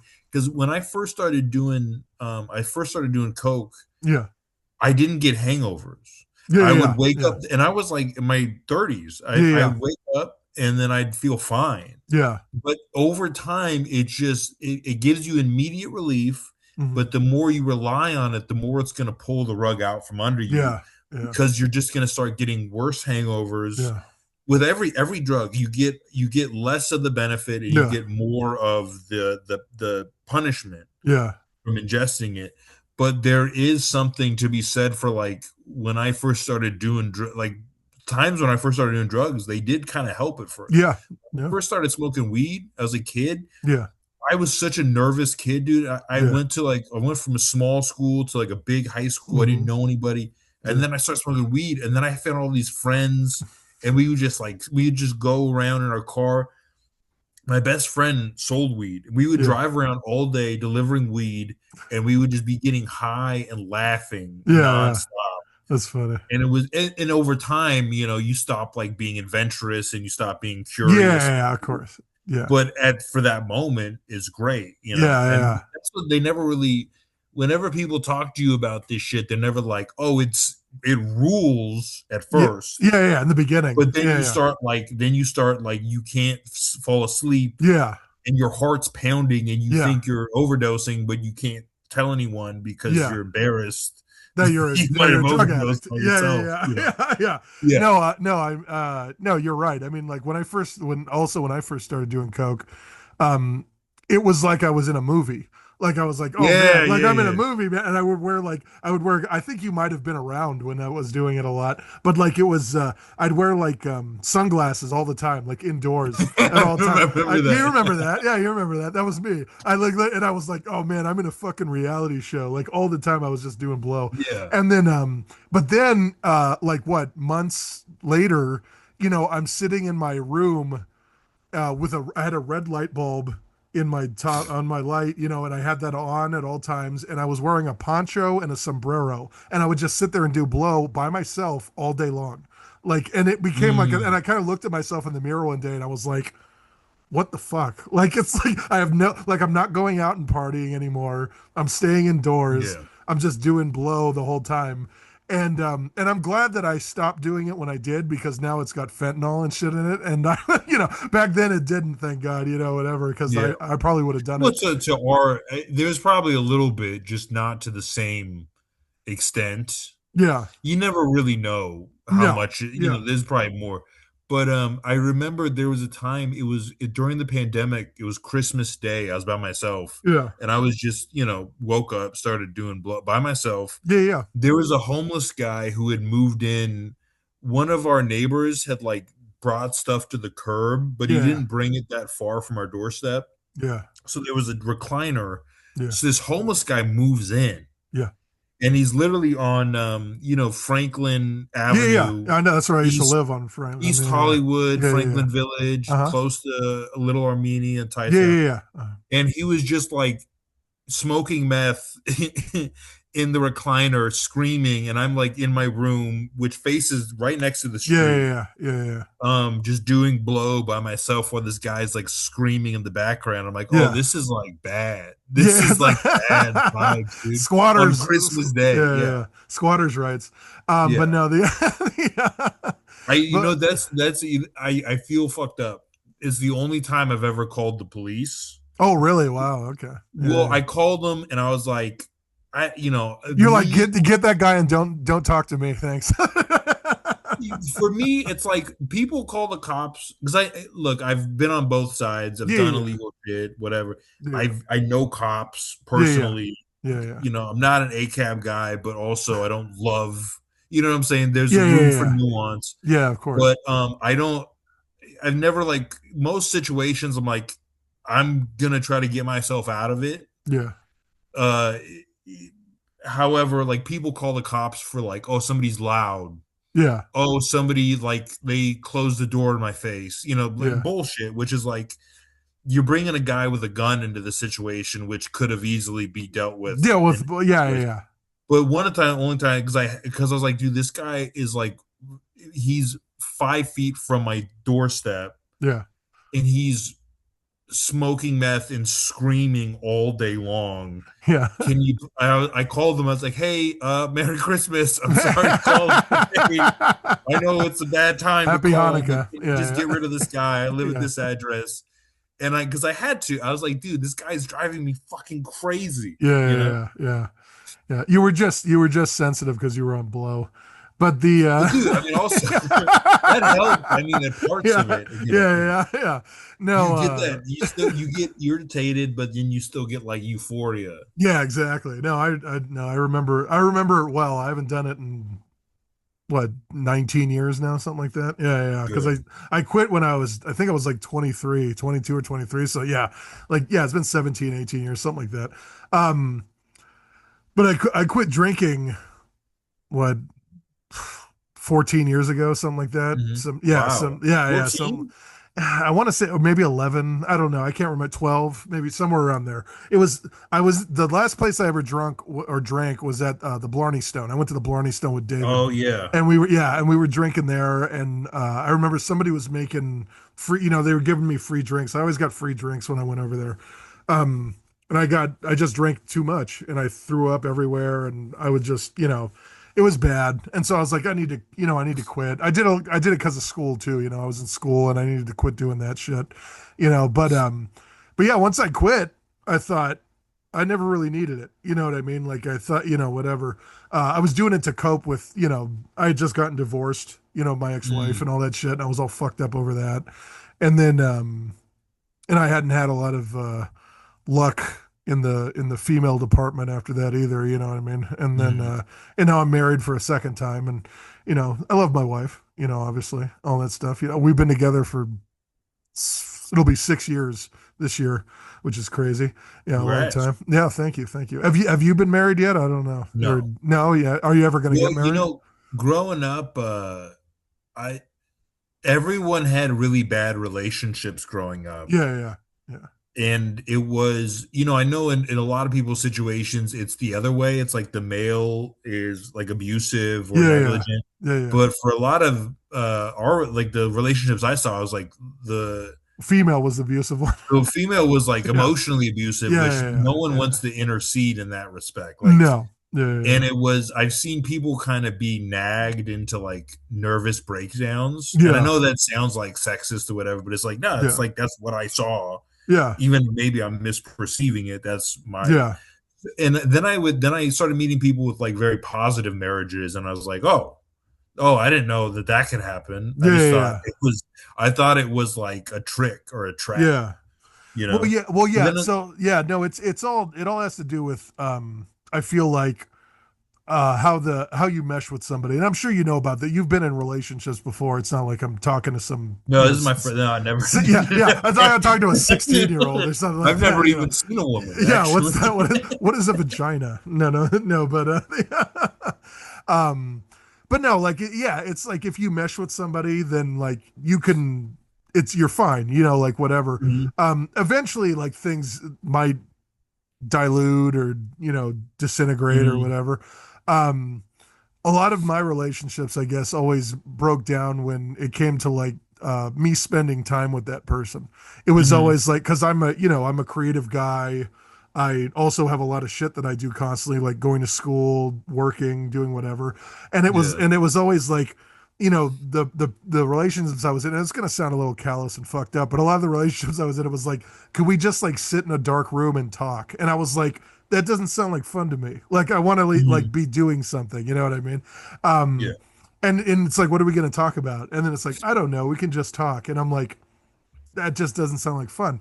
Sure. So yeah, so we'd get into arguments and shit about things like that, and then it like jealousy stuff would happen or whatever, where it's like the person gets upset that the things that I spend my time on. Those are the things that are my real relationship, and then my Yeah. my emotional or romantic relationship takes a back seat. And I'm Mhm. not going to say that that doesn't happen currently. Like I said, I'm doing this podcast for But about what you become better at balancing. managing, yeah, Yeah. managing all that stuff, or you try to anyway. I'm not going to say that I'm the foremost fucking expert of any of that stuff because I'm not. And there's definitely I do take things for granted, and I'm very negligent, at points with all relationships. I mean, Yeah. I don't really talk. I can be self-absorbed. Yeah, yeah, I get absorbed in my pursuits. Like when I get reading, I've had partners be jealous because I was reading so much. yeah, yeah, And it's yeah, just like, yeah, but it's like it's a fun activity and it feels like I'm bettering myself in yeah. some respects. And I'm also like learning about storytelling, which is Hmm. like that's That's ideally comedy. Yeah, yeah, yeah, stand up yeah, yeah. becomes like storytelling. Hmm. And like when I'm reading something, even if it's fiction or nonfiction, I'm gaining kind of data, sort Yeah. of. Hmm. But I do get that because some people are more, they have to be around someone, and me, I'm kind of okay on my own, Yeah. just just pursuing my own interests. Yeah. No, I feel like and I feel like I've talked to my therapist about this where like because my parents died at such a young age, my dad was 40 and my mom was 50. And it's like I'm 40 now and I'm going to be 50 in 10 years. And in my head I'm thinking like I don't have much time left. Like because of seeing that, those Mhm. people go. And so I'm always like I have to be figuring things out. I have to be like noticing things. I have to be learning things. I have to be, whatever. Cause like I don't have that much time left. Like I'm like, you only get so much time on the planet, and I do not Mhm. want to spend it doing, mundane shit. I feel like, even Sure. though like a lot of what I do, I guess, is mundane. It's not like I'm solving the fucking, No, but you get I guess OCD about what you're spending your time on, Yeah, right? there you Like go. even though it Yeah, feels yeah, mundane, like I'll give myself tasks that don't seem like, oh, that doesn't seem like a particularly important thing to me, but or to other people, but to me, it's like, no, I've decided that I'm gonna like read all these books, or yeah, I'm gonna watch the entirety of this show. I've yeah, just yeah, decided yeah, yeah, yeah, I'm gonna absorb. There's some Joseph Campbell shit. yeah, Joseph yeah, Campbell was like, mhm, find an author, read all their books, and yeah, so there's a few like directors and writers that I've like either read everything they've done or I've made it a point that I'm like, I'm going to watch everything yeah, they or read everything they've made just so I can yeah. get like their full on worldview. Yeah. Well, you hope you can. I mean, sometimes you can't, right? Or just Sometimes, some, I mean, yeah. I'm It's a always going to taste. perceive it through my own Yeah, subjective lens, it's a taste. but just absorbing different seeing their creative process and the themes that kind of keep popping up from their life. Yeah, That's always an interesting thing. Like like the I want to say like what themes I'm thinking of. Um, sorry, I just fucking blank. No, you're good, man. No, you're good. We have brain No, like farts. That's like okay. Philip K. Dick stuff. There's Yeah. always something. People talk about the drugs part, but there's always some. He was deeply Christian, which is such a Yeah, strange thing. yeah, He was a yeah, yeah, very, but like he was a Gnostic, sort of, yeah. not agnostic. He No, was agnostic. Yeah, Gnostic yeah, Christian, yeah, yeah. and you Is that how see you that pronounce even in his agnostic? what Is that how you pronounce a agnostic? yeah Agnostic. yeah. No, yeah. I just didn't want to get it because I would tell people about for a while I was like kind of pretentious and I was like, no, I'm a Gnostic. And they're like, Yeah, oh, yeah. you're Oh, agnostic. you don't believe in No, God. no, it's a special thing that you don't know Yeah, about that's right. because Yeah, I'm yeah. smart, dude. Yeah, that's right. You're an idiot and I'm smart. Yeah. Yeah, but like they have things that certain like Hitchcock has a lot of false imprisonment because when he was a Yeah. kid they wanted to punish him, so they had the police take him to the jail Yeah, yeah, yeah. as like a gag. Yeah. And so ever since then, he had this like, oh, you're being falsely persecuted Hmm. for something you didn't do, Wow. and that Yeah. stayed with him for his like Throughout it, entire all this stuff. Yeah. Yeah. yeah. I just want to mention for the show's sake that you've mentioned two people now that have phallus in their last name, Dick and Hitchcock. So Hitchcock, I yeah, just want I just wonder what's on your brain at the moment. No, I'm just kidding. yeah, yeah, yeah. No, I'm fucking with I'm you. also I'm working on Anthony Weiner's Yeah. comeback campaign. No, Yeah. who is it? There was Dick Wolf. Oh yeah, No, Dick there's a Wolf. guy, Dick Yeah. Army. There's a guy named Dick Army. I forget. He was in politics or Oh, something. really? Is it Was it Dick Warlock? Wasn't that like the stunt double for Kurt Russell in Escape from LA or some shit like that? Yeah, really yeah. His Dick name was Dick Warlock? Warlock. Yeah, and somebody was like, "What's that dude's last name? Holy sh!" Or what's that dude's name? It's like, holy shit. Yeah, I'm Yeah. pretty sure. I can't remember, but yeah, it was like a picture, and it was like Kurt Russell and his stunt double Dick Warlock, and And it somebody was was just like, like "What?" it was a man-sized penis Yeah, so with like an eye yeah, patch yeah, and like a yeah. And beard. he threw up a lot. Yeah, no. But no. No, that's cool. Yeah, yeah. No, I started watching a lot of the Criterion movies, Mhm. like just for shits and giggles. And Yeah. I got to the second one, which was Seven Samurai, and I was like, man, I got to watch everything Kurosawa did, and that Dude, became, Kurosawa dude, rules, dude. I'm like, that was like my goal, and I just started watching every fucking. My mom used to show me. My mom showed me Yojimbo when I was a child. yo, She used Jimbo to, yeah, we rules, used to dude. watch Yojimbo all the time when I was a kid, and I just didn't really remember it, because I was fucking small. I didn't really understand. But and I also was infatuated with the Teenage Mutant Ninja Turtles, and so I was like, oh man, this is like part of that, right? Like their whole worldview is Yojimbo and shit. And Um, yeah, I remember in school, seventh grade, they show you movies. yeah. They showed us Kagamusha. Oh, okay, yeah, And yeah, I didn't put that together till later because I was like, I remember like, oh, that movie was sick. And then I yeah, saw later the first Kurosawa movie I saw was Dreams. yeah. Dreams is It was great. Yeah, on yeah, Netflix when Netflix was first streaming. It yeah, was yeah. on the first streaming one of the first streaming things on Netflix, and we watched it, and I was like, "Whoa, this is amazing!" And then I Yeah. went back and tried to, got Seven Samurai, Yojimbo, Hmm. was it Stray Dog, Yeah. Drunken Angel, High and low. What is it? High Fucking and Low is a yeah. great Is one. that I went back and watched some of his like sort of propaganda. Yeah, yeah, Well, pre-propaganda, he made yeah, some propaganda movies, but he yeah, made some before, about judo. It's yeah, called Sanshuro Sagado. No, what was yeah, it called? yeah. I know what you're talking Sanshuro about. Yeah. Sagado or something Uh-huh. like that. But I tried to watch all of his stuff. I think there's a few movies I haven't seen, Yeah, but I've come probably I want to say at least half of his. yeah. He has a pretty big Extensive. Yeah, filmography. yeah. Yeah. And then I went the extra route, and I started look because they have like technology wise is a great time to be a movie person because um you can now like hook into a server and the server has the movie and then like all these behind the scenes documentaries about the movie, and you could connect the commentary to the movie too, like all the Mm. commentary tracks. So like when I watched High and Low, I also watched like 15 documentaries about High and Low, about the making of it. And then there was like this 3 hour discussion with Kurosawa where he sat with this person and just talked about like him writing High and Low, and being able to watch that. And then with the commentary, with the 15 things, I was like, oh yeah, fucking, I could make High and Low right now. Like, because I saw this stuff. Obviously, I can't, but like, but at the time, I felt like, oh yeah, man, this is great. And, but yeah, it's kind of hard to get through, I guess, a person's whole filmography if you're going to do that. I tried that with the other person I tried and I failed with, but I mean, I could still go back as Orson Welles. I watched Citizen Kane and fucking, all the ones. Citizen Kane's an interesting movie. I don't know if you've Yeah, seen that yeah, one too. Yeah, I yeah, have yeah. it on DVD. Yeah, yeah, that's a good one. With that they filmed in Balboa Park in the beginning of it.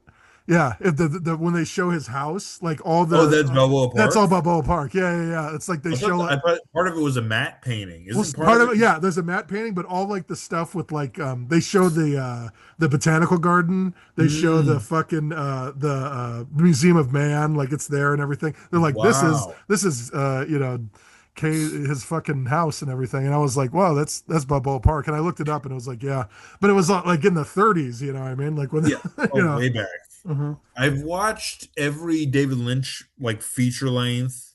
Yeah, Every Quentin. I mean, Quentin Tarantino's kind of easier because it's yeah, like he's yeah, been around since I was like alive, and so it's yeah, most of his movies are pretty accessible yeah, and they're paced, for modern attention spans. yeah, exactly. And Yeah, then yeah. every Paul Thomas Anderson, Oh, I which was love like PTA. secretly, I didn't Yeah, yeah, realize that, but I was like, oh, I'm yeah. actually like a huge fan. I love him, dude. Yeah, I I love went him. back to his, and I was like, Yeah, wait a minute, that's a banger, that's a banger, yeah. that's a banger. Did you watch? Everything's a Did you watch banger. Hard Eight? I was just talking to somebody about Hard Yeah, Eight. Hard Eight. I went back and watched that one. That Yeah, one is I great. love that fucking movie. Yeah, Great. yeah, That's a yeah, great yeah. like debut film. Oh yeah, It's like yeah, very tight. yeah, if anybody made a movie like that now and they were a first, like it was their first movie, they'd be on the fucking stage during the Oscars. Mhm. Like Yeah. that's a fucking great movie, and Mhm. the talent he had in that movie too. I mean, fucking Sam Jackson, John C. Riley. I mean, all those people were in it, and it was like, Who's the old head? Who's the it's old guy? what's his fucking name? He's dead now.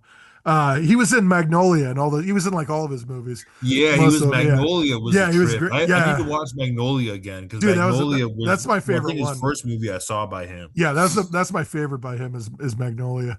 And it was I like it because what's it called? It jumped around and did all that stuff before like Crash and all that. When Crash came out, everybody was like, "Oh, this is the first movie to ever do Oh, this." Crash And I is was like, horrible. "Yeah," and I was like, "No, it wasn't." Like I'm like Magnolia and even Boogie Nights had like the jumping around and shit.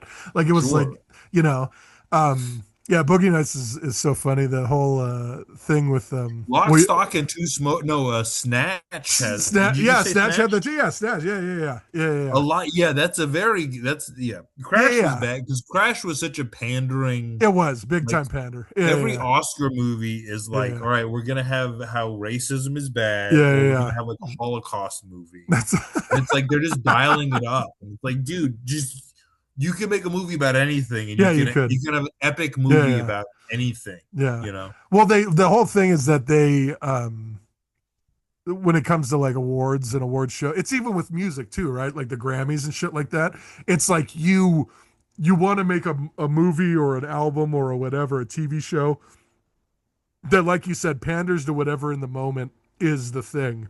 And or if it's not in the moment, like you said, Holocaust movies, like The Pianist, like that one Best Picture. It's a good movie. Like they're all good Yeah, but movies. it's not Best It's Picture. just not Best Picture. Like especially if you look at the movies that it was going up against, you're like, was Pianist really the best one, or was it because And I hate to say this, the Jews? No, no. Is it because is it because of the Jews? No, but there's Yeah. certain topics that are like you do that, like you play a disabled person. That's right. You Yeah, yeah. that's Yeah, my that's left gonna be foot. an Yeah, Oscar. yeah, that's right. Like and it like it sucks because it's too obvious. Yeah, It just feels like some of the best movies aren't about and the movies that win awards now are movies about the movie industry. Yeah, that's So right. like Yeah, yeah, Birdman, great movie, but yeah, Birdman's about theater. Okay, yeah, that yeah, works. yeah. That one. Like it's like movies about media Yeah, themselves. yeah, yeah. What was the one I saw? There was one that was fucking awful. It was about the Pentagon Papers, Oh, I haven't seen. Is that but that wasn't it, Spotlight, right? it was like Spotlight was called a. The Post, Oh, the and Post. Yeah, yeah, yeah. it was such a fucking masturbatory. Yeah, was it? Like we're Yeah, the news, we're the fucking media, we're the first draft of history, yeah, yeah, and I'm yeah. like, fuck you, Yeah, yeah. Never seen it. fuck No, no. off. Yeah, it just doesn't. That stuff doesn't interest me. Well, you know what movie didn't win any awards, and I thought it wasn't that bad. I mean, a lot of people shit on it. Was Babylon? Did you see Babylon? No, no, I didn't see Yeah, it Babylon. wasn't that bad. I mean, a lot of people shit all over it, but then they shit on it when it came out, because it's got Brad Pitt and Margot It's Robbie, long, isn't it? it's super long. It's like 4 hours or something. It's some ungodly amount of whatever. But Tobey Maguire's in it, and he plays like this fucking evil like person in Hollywood, and like Hmm. his teeth are like rotting out of his mouth, and he Ooh, like laughs all funny and shit. And man, I thought when I watched it, I thought, oh yeah, he's gonna win an Oscar for this. I'm like, he's fucking like when he gets on screen, like you get fucking goosebumps and shit because you're like, this guy's creepy. And then I was reading all the reviews, like you said, never read the reviews, right? And I'm reading all the reviews, and everybody's like, wow, this is the shittiest movie ever made. Tobey Maguire sucks. Brad Pitt sucks. Everybody sucks. Everybody, whatever.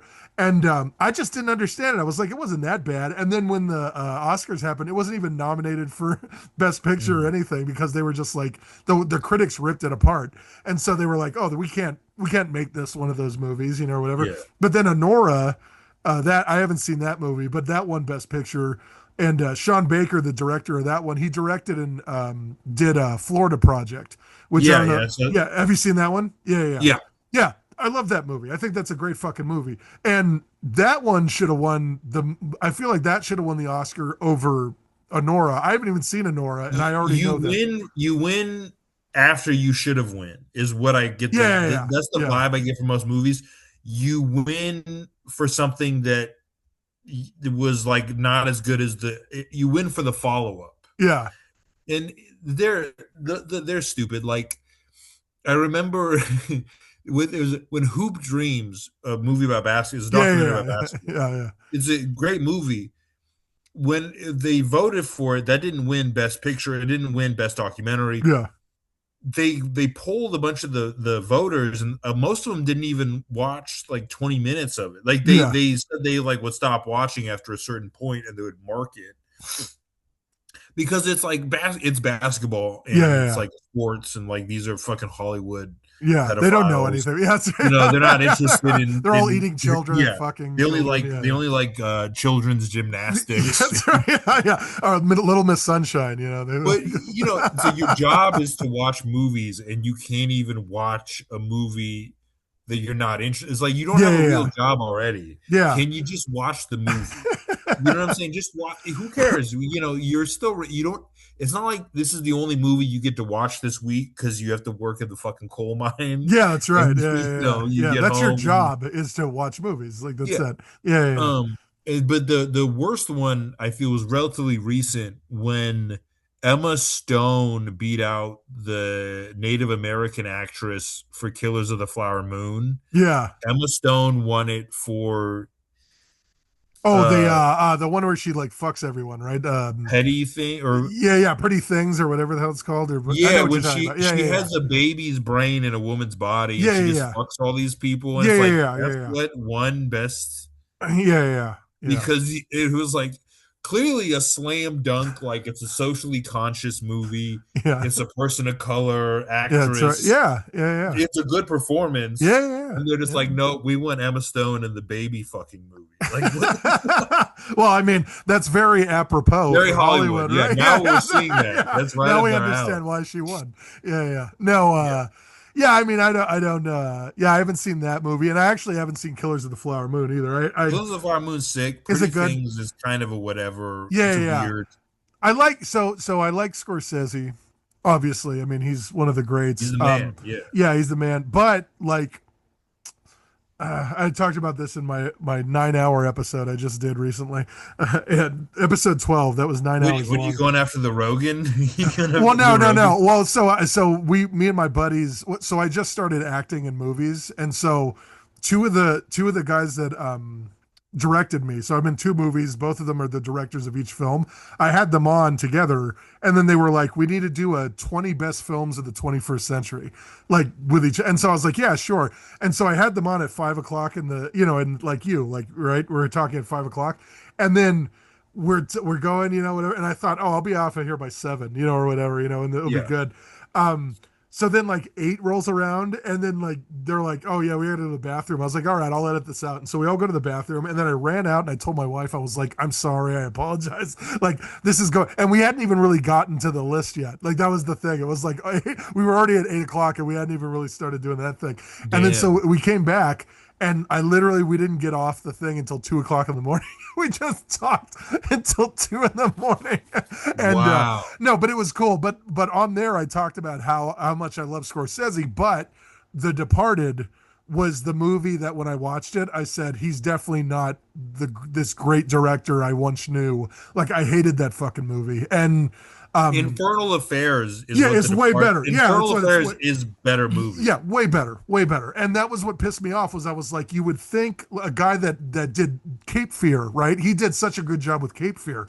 I said, this guy knows how to adapt movies. It's not like he's a fucking idiot or anything. Why didn't he do that with Infernal Affairs? And he just couldn't. Like it was like, and then Mark Wahlberg and Matt Damon, they're from Boston, right? They did not sound like people from Boston. They had this like the most like outlandish fucking caricature of a Boston accent I'd ever heard in my life. Sure. Like you have to have, I feel like when you're in a movie about a certain place, you have to have an accent or something.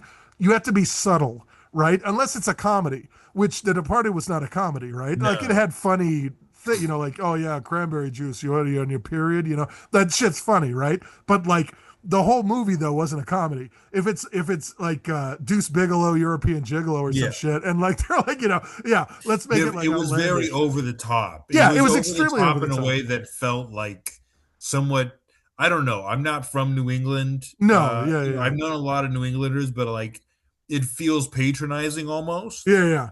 because the New York accent is like easier to do. I feel, and Wasn't it your can be isn't more your subtle. family isn't your family from New York? Aren't they No, New Yorker? Oh no, where were they my primarily from? grandma's from Puerto Rico. Okay, yeah, yeah. Um, and my other grandparents, one he grew up in San Diego, and then my other grandmother was from North Dakota.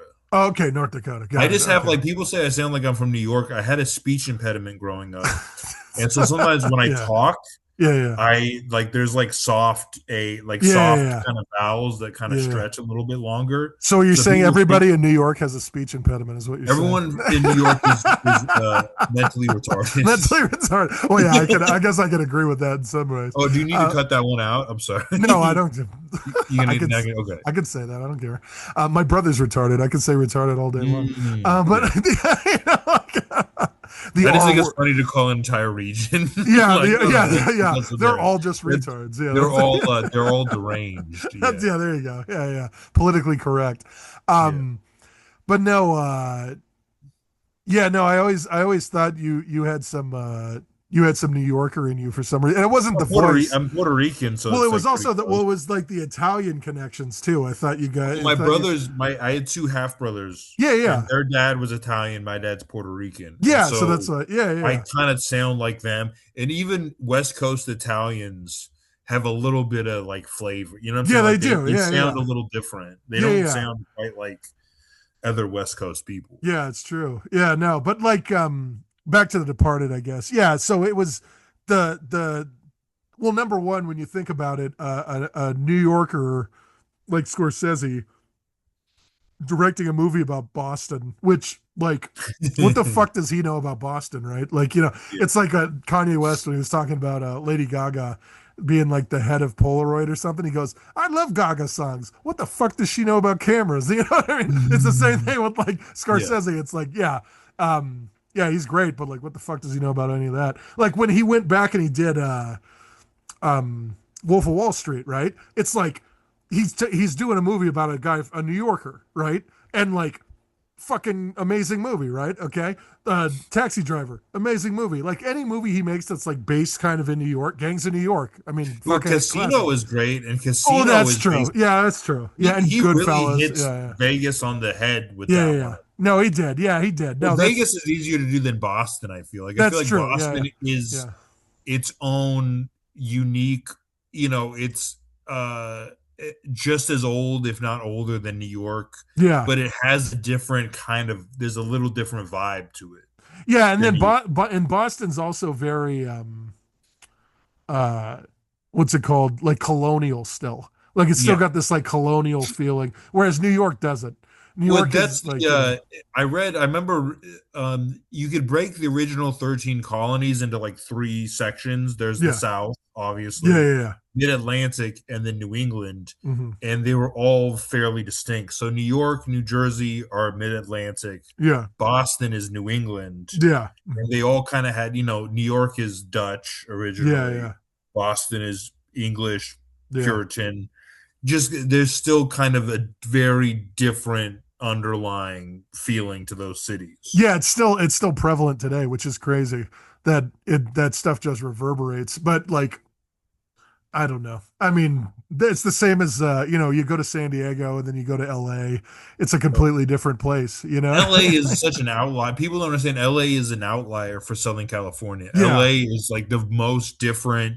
yeah, The rest of Southern California is pretty similar. yeah, But LA has it's the actual city is further from the water than most yeah, Southern California cities, right? Like yeah. San Diego and a lot It's of Orange right on the County, very water. close to Yeah, the yeah, water. yeah, yeah, yeah. And it's such a transplant population, but Yeah. it's a very different demographics. It's Hmm.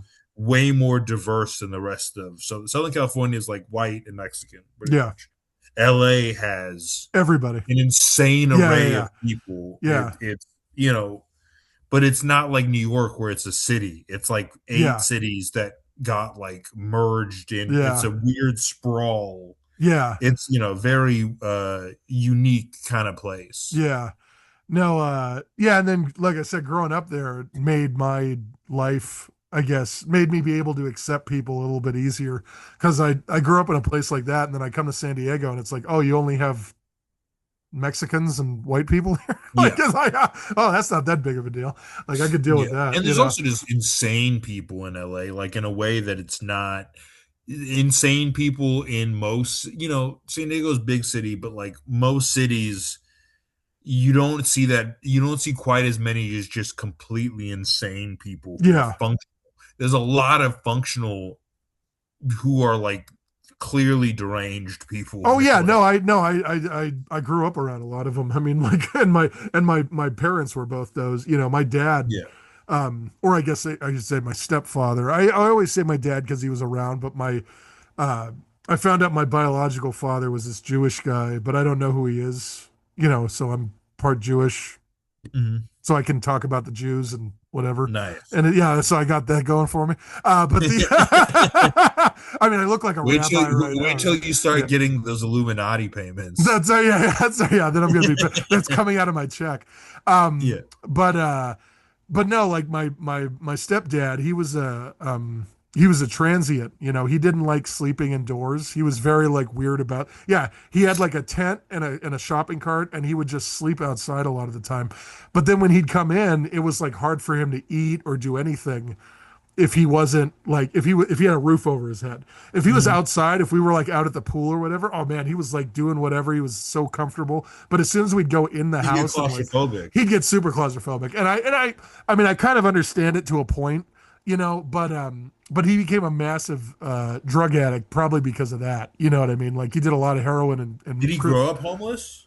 no, so what happened with him was that and I don't know if I've talked about this on the podcast or not, but like his parents left him and his brother and his sister on a kitchen floor with a pot of spaghetti and just dipped out when he was like 3 years old.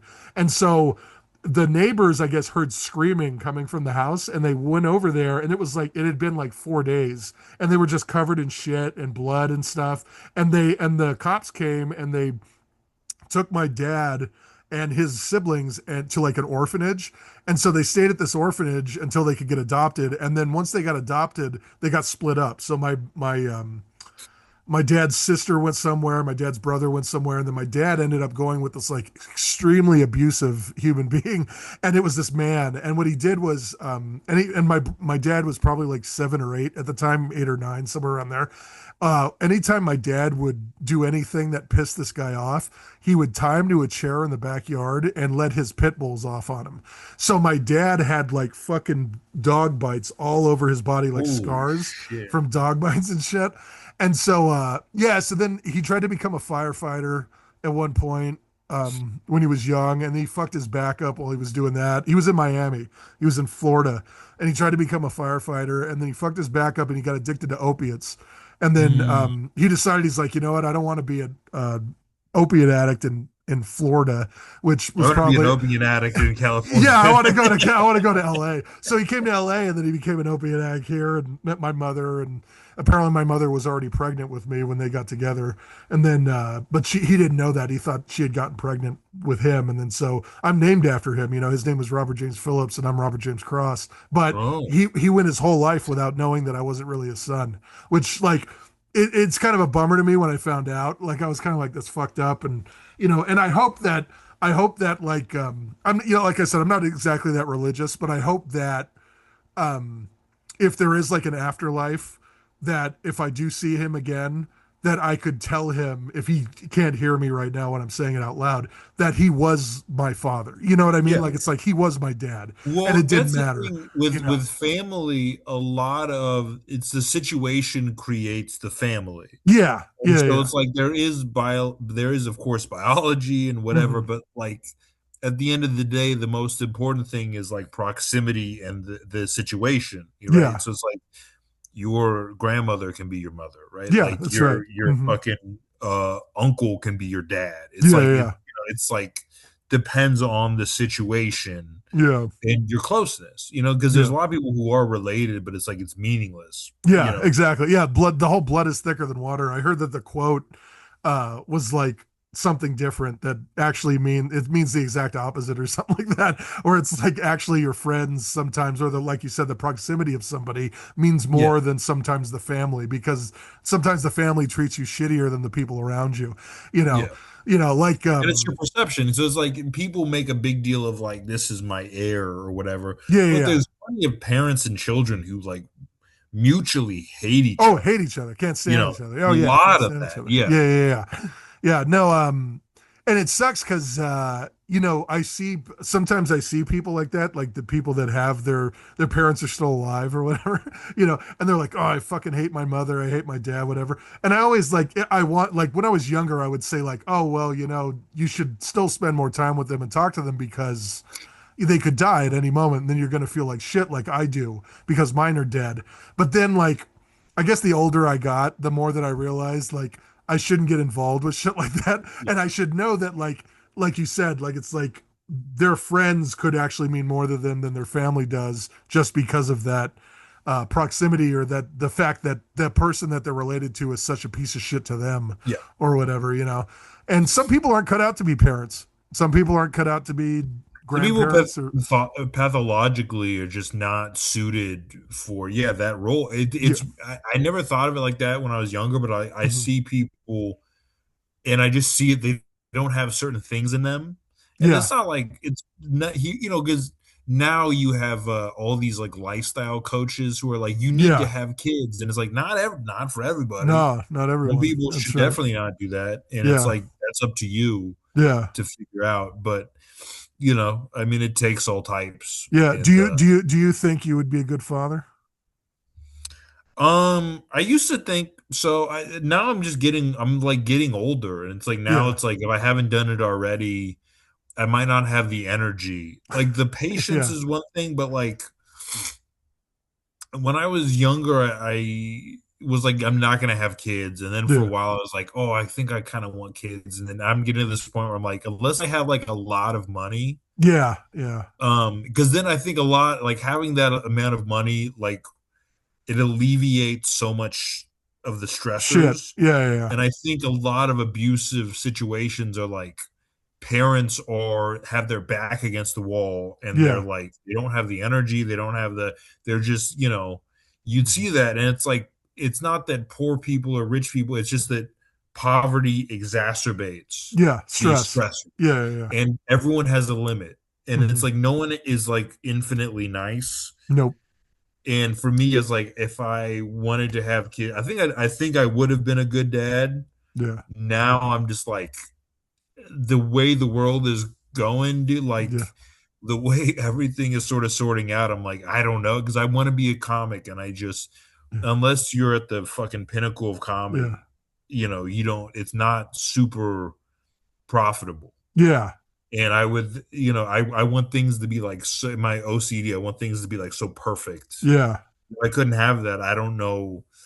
I mean, I hope I would be. I think I'm really good with kids, but Yeah. I Yeah. just my own situation. It's like I want to do stand up, Yeah. and if I had a kid, I'd have to like work so much that I would have to probably just get rid of doing stand up. Yeah, yeah.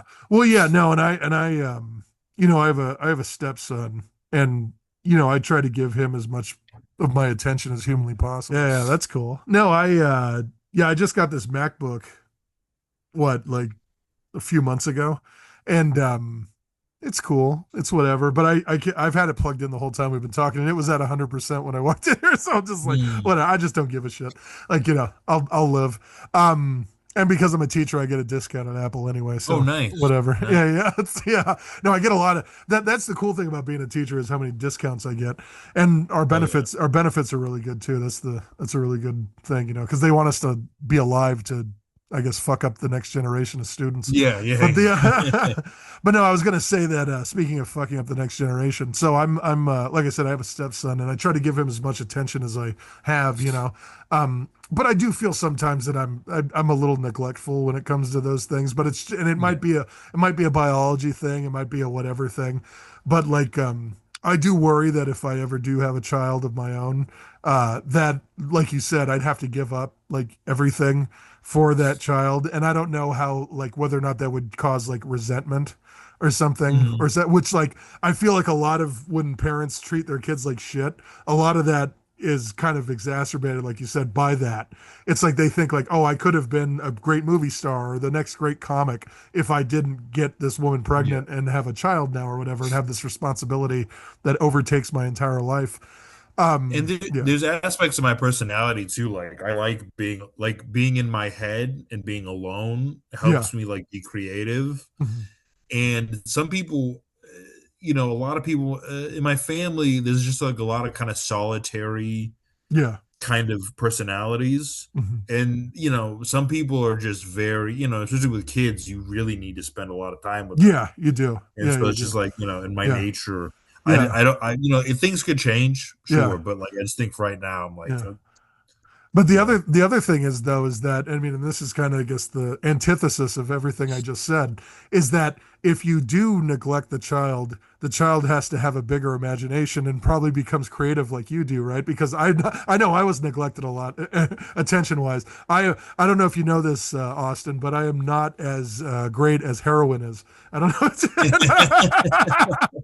I'm not as cool or great oh, as don't heroin sell is. yourself Yeah. short, Yes, Robert. yeah, yeah. No, yes, but also I've seen it with at least with stand up. Like, there's a lot of very talented people who just it doesn't work out and or they die or Yeah, whatever yeah. because they can't do the other things right. Yeah, true. There's a lot of very creative, very like interesting figures, but they can't nail down the reliability Yeah. or the networking part, Hmm. and they just Fizzle die. out. I mean, Yeah, yeah. they just fizzle out, or I've seen a lot of comics die. Yeah. One guy recently died, Nick BK, great Mhm. guy, Yeah. R.I.P. Yeah. But I've just seen it happen a lot. Was that the guy that had Where like diabetes? what? Was that the diabetes guy? Yeah, I think Yeah, he yeah, had yeah. diabetes. He had That's right. sepsis too. Oh, Did did you he? ever meet Okay. him? No, but I was talking to somebody and they were telling me that they were talking about him, and they said, yeah, he had diabetes and that was a lot of his stand up was diabetes stuff. It's Mm. so it actually is a mutual friend of mine and yours, Carl Farr. Do you know Carl? Oh yeah, no, Carl. Yeah. Me and Carl worked together at my weekend job, They and let Carl out of schools. no. He's not in school. No. I'm a security Thank guard on the God. weekends still. I still do security, and Oh, cool. yeah. So he does security too, and so we ran into each other, and he was like, "Oh yeah, I do stand up," and then. I asked him, or I went on his Facebook, and he was friends with you. He was friends with a bunch of people, and I was like, "Holy shit, you know all these people!" And so we were talking. But yeah, he was talking about Nick, and he said that he liked him a lot and everything, and thought he was really cool. Cool guy. Yeah. But But yeah, I've seen with this a lot of people, a lot of comics. It's just it's tough to um even when like you're saying, like you neglect a kid, they come up with a big imagination. yeah, There's still so many other things they got to be able to put together yeah, to be like successful in a creative field. And yeah. a lot of that is an imagination, I mean, No, because it like isn't. Yeah, trauma definitely helps imagination, it but there's a does. lot more Yeah. to it, No, yeah, of course. unfortunately. Yeah. There's also structure, and I guess Yeah. if a parent isn't giving you structure, you either have to invent structure on your own, or you, I guess, fizzle out and die, like you said. Like Yeah. it's the same Yeah. thing. Uh, Like a lot of people have known. yeah. No, it's a bummer. But are you still working at the comedy store? I perform there. I'm not a door guy. So the door guy system is like you're a comic, but you also work like at the club. You're an Got it. Got it. employee. Got it. I just perform there. I don't like sell tickets or seat people or anything anymore. Oh, okay. It got to a point where people just thought I was just a door guy, and I was like, all right, well, why don't you fuck off? Like, why do you think I need Yeah. this job doesn't have great benefits. Like I'm here Yeah. for one guy, and this pisses me off to this day. He Yeah. asked me when I was in LA. I was working at the The comedy big store in comedy LA was store. like it's Yeah. like a mecca. It's Yeah. and the door guys they're like up and coming comics trying to like, win favor with the Yeah. more established guys or get booked. And one guy asked me to be a to be an usher for his show Yeah. at some fucking shitty dive bar. Yeah. And he was like, "Yeah, man, I'll let you cold open." I'm like, "Dude, I work at like one of the best comedy clubs Yeah. in the world. I don't want to be a door guy at your bar show for like, Yeah. of like a handful of tourists that you barge in Yeah. off the street." Yeah. Yeah. And then he got a Netflix special, right? No, I'm just kidding. No. He's relatively successful, but it Yeah. also like No, it's for whatever. me, there's a lot of people with careers that I don't, not Yeah. like impressed by. I'm like, oh No. yeah, you're Yeah. comedy. Yeah. A lot of pandering comedy now. Yeah. No, I totally agree. A lot of Hannah Gidsby. Yeah. No, it's too much, man. It's too much. It's too much. No, no, when I first heard that you were working at the comedy store, I was thinking about what's it called? Pauly Shore. Mm, Cause I'm apparently after I found out my father was Jewish, I went and I looked and I'm actually like cousins with him. He's like one of my cousins. And I was like, oh, so I'm related to the comedy store in some weird way, or whatever, because I like, obviously that place, like you said, it's like a mecca. It's like, yeah. every great comic that's ever lived has gone through that place. You know what I mean? Mhm. That or the Laugh Factory, one of the two. You know, Yeah. yeah. Don't Did forget you the improv. The improv is big too. improv? Where's that at? Is that in the same area? Improv's on Melrose. On Melrose. Got it. But Yeah. they also have improvs. The original one was in New York, but I think they lost the lease or something. Got it. And then there's a bunch of improv. There's improvs and laugh factories everywhere, but there's only two comedy stores left. Yeah. The one in La Jolla is still around. Yeah. Yes, Yeah. yes. Okay. Um, who's the most famous person you've ever met? Uh, I parked Louis C.K.'s car the night before he got canceled, and Did he jack off well, in he's front of not you? the most famous. I'm trying to think. Oh, I talked to Tom Holland. I didn't really meet him. Yeah. Uh, I met Rogan. I mean, Rogan's Oh, probably the did you most really? famous. Yeah. Yeah, you didn't park his car, but you held the spot for him. So he Yeah. had a particular spot that he loved, which was the easiest spot to like Back avoid out of. people Yeah. to Okay. leave. Yeah. Well, it was by the dumpster. So we Okay. call Yeah. it was Mitzi Shore's spot Yeah. originally, and Yeah. we Yeah. called it the Rogan spot, Yeah. so that Rogan could, because Rogan has like some of the creepiest fans, Yeah. Of course. Yeah. like Yeah. Beatles level Yeah. Yeah. hysterical. Of They're course. men who do Brazilian jiu-jitsu, which Yeah. is like Yeah. that's Yeah. a bad combo. Or they own a lot of guns. Yeah. Yeah, they're Yeah. like very toxic masculine, but they're Yeah. also obsessed with Rogan like he was a fucking Backstreet Boy. Yeah. Yeah. And so we had a spot for him, and yeah, he was the most famous guy Yeah. that I mean, I'm thinking about it now because like there were actors there. I met Gary Busey. I met Michael July White. Okay. I met I saw Paul Pierce, Okay. JJ Watt, Fat Yeah. Mike from NoFX, Yeah. Yeah. Rashida Jones, a lot of famous comics. Like Yeah. I'd park their cars, or Yeah. I'd see them, bring them up on stage. But Yeah. Rogan, I'm thinking about it. Yeah, Rogan's got to be like the most famous guy. Yeah. And was he nice to you? Yeah, Rogan's cool. I mean, Rogan, his podcast feels kind of embarrassing Yeah. now, Uh-huh. but he would tip a lot, and he's like a great guy, super Yeah. nice, super supportive of young comics. Yeah. Yeah. But now I feel like Rogan's just been like co-opted by the propaganda Yeah. machine to do like Yeah. PR for billionaires, and That's right. Yeah. it's like I feel bad because I don't think he understands what's happening to him. Yeah. And I'm like, I mean, if he does, I'm like, dude, like what what do they have on you? What Yeah. compliment do they like? I don't know. Some of the dudes I've seen on his like Mark Andreessen, I'm like, Mark Andreessen's not even like a guy who would be like, oh, Elon Musk. I'm like, okay, a lot of weird counterculture nerds. Yeah. Yeah. You have Mark Andreessen, you have fucking Mike Benz. Like these Yeah. guys are Yeah. just fucking finance Yeah. Financier cheerleaders. people. Yeah. Yeah. Yeah, they're just scumbags, and I'm Yeah. like, Yeah. dude, do you see? They're just using you. Yeah. Well, You I know, don't, yeah, I don't, if somebody came to me and they were like, yeah, we're going to give you whatever it was, $250 million, whatever he got for that to get on Spotify. If they did that and they gave me that money and I deposited it in my account, literally the next day, anybody that was on that podcast, I'd be like the most piece of shit, like question wise to them. Like if they were people like that, like financiers and shit, I'd be like, I'm already good. Let's fucking see how good you are, that kind of yeah, thing. yeah.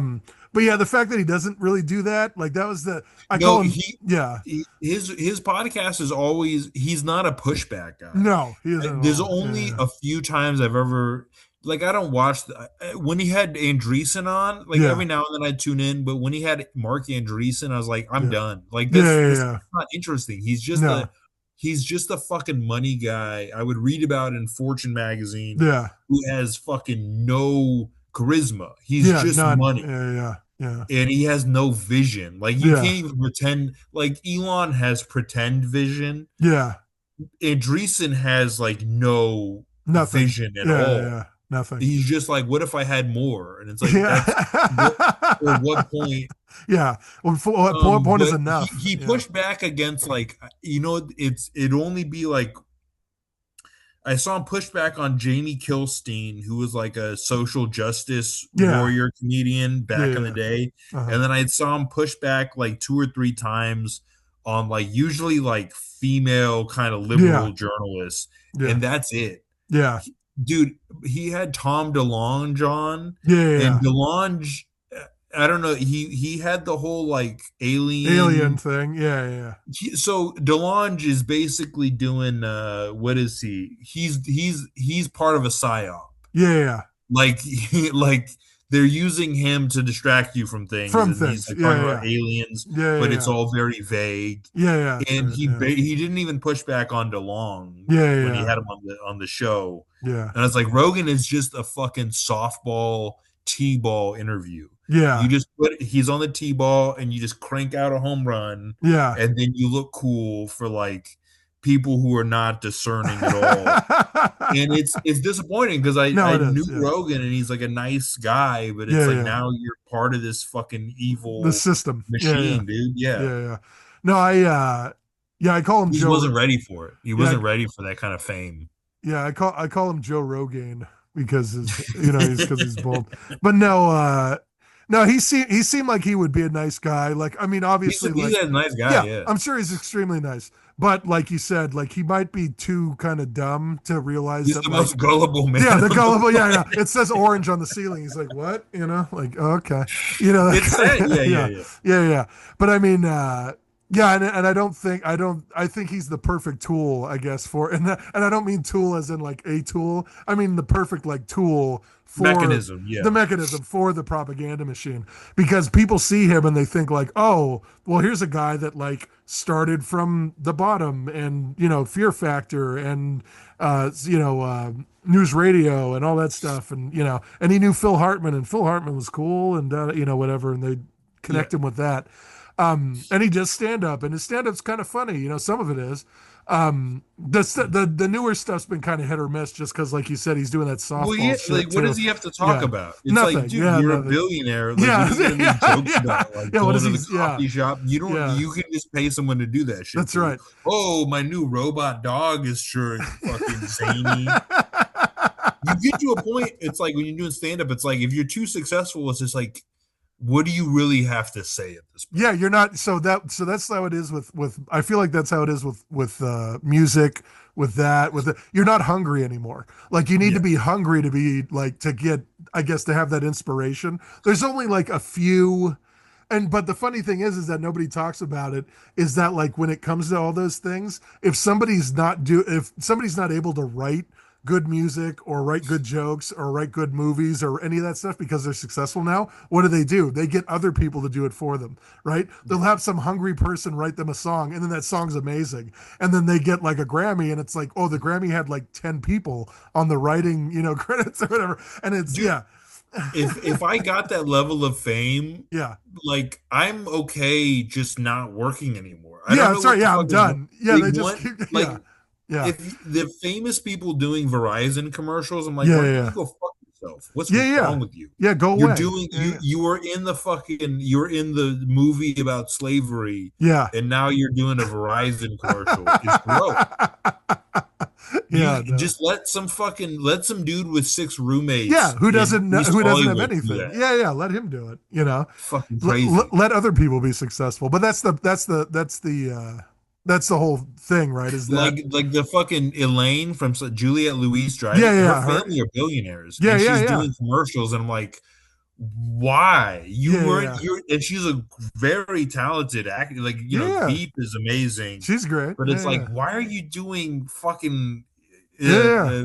what is it, Credit One or Yeah, whatever, credit. or Yeah, Capital One. Capital One. Yeah, yeah. Yeah, Capital yeah. One? Capital It's One. like, Yeah, yeah.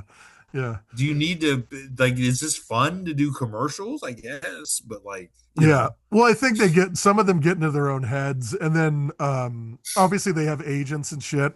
And then bro, of it's course, an old thing. They used to make people go to Japan to do commercials. yeah, They yeah, should yeah, all You yeah. should only do commercials in a In country Japan.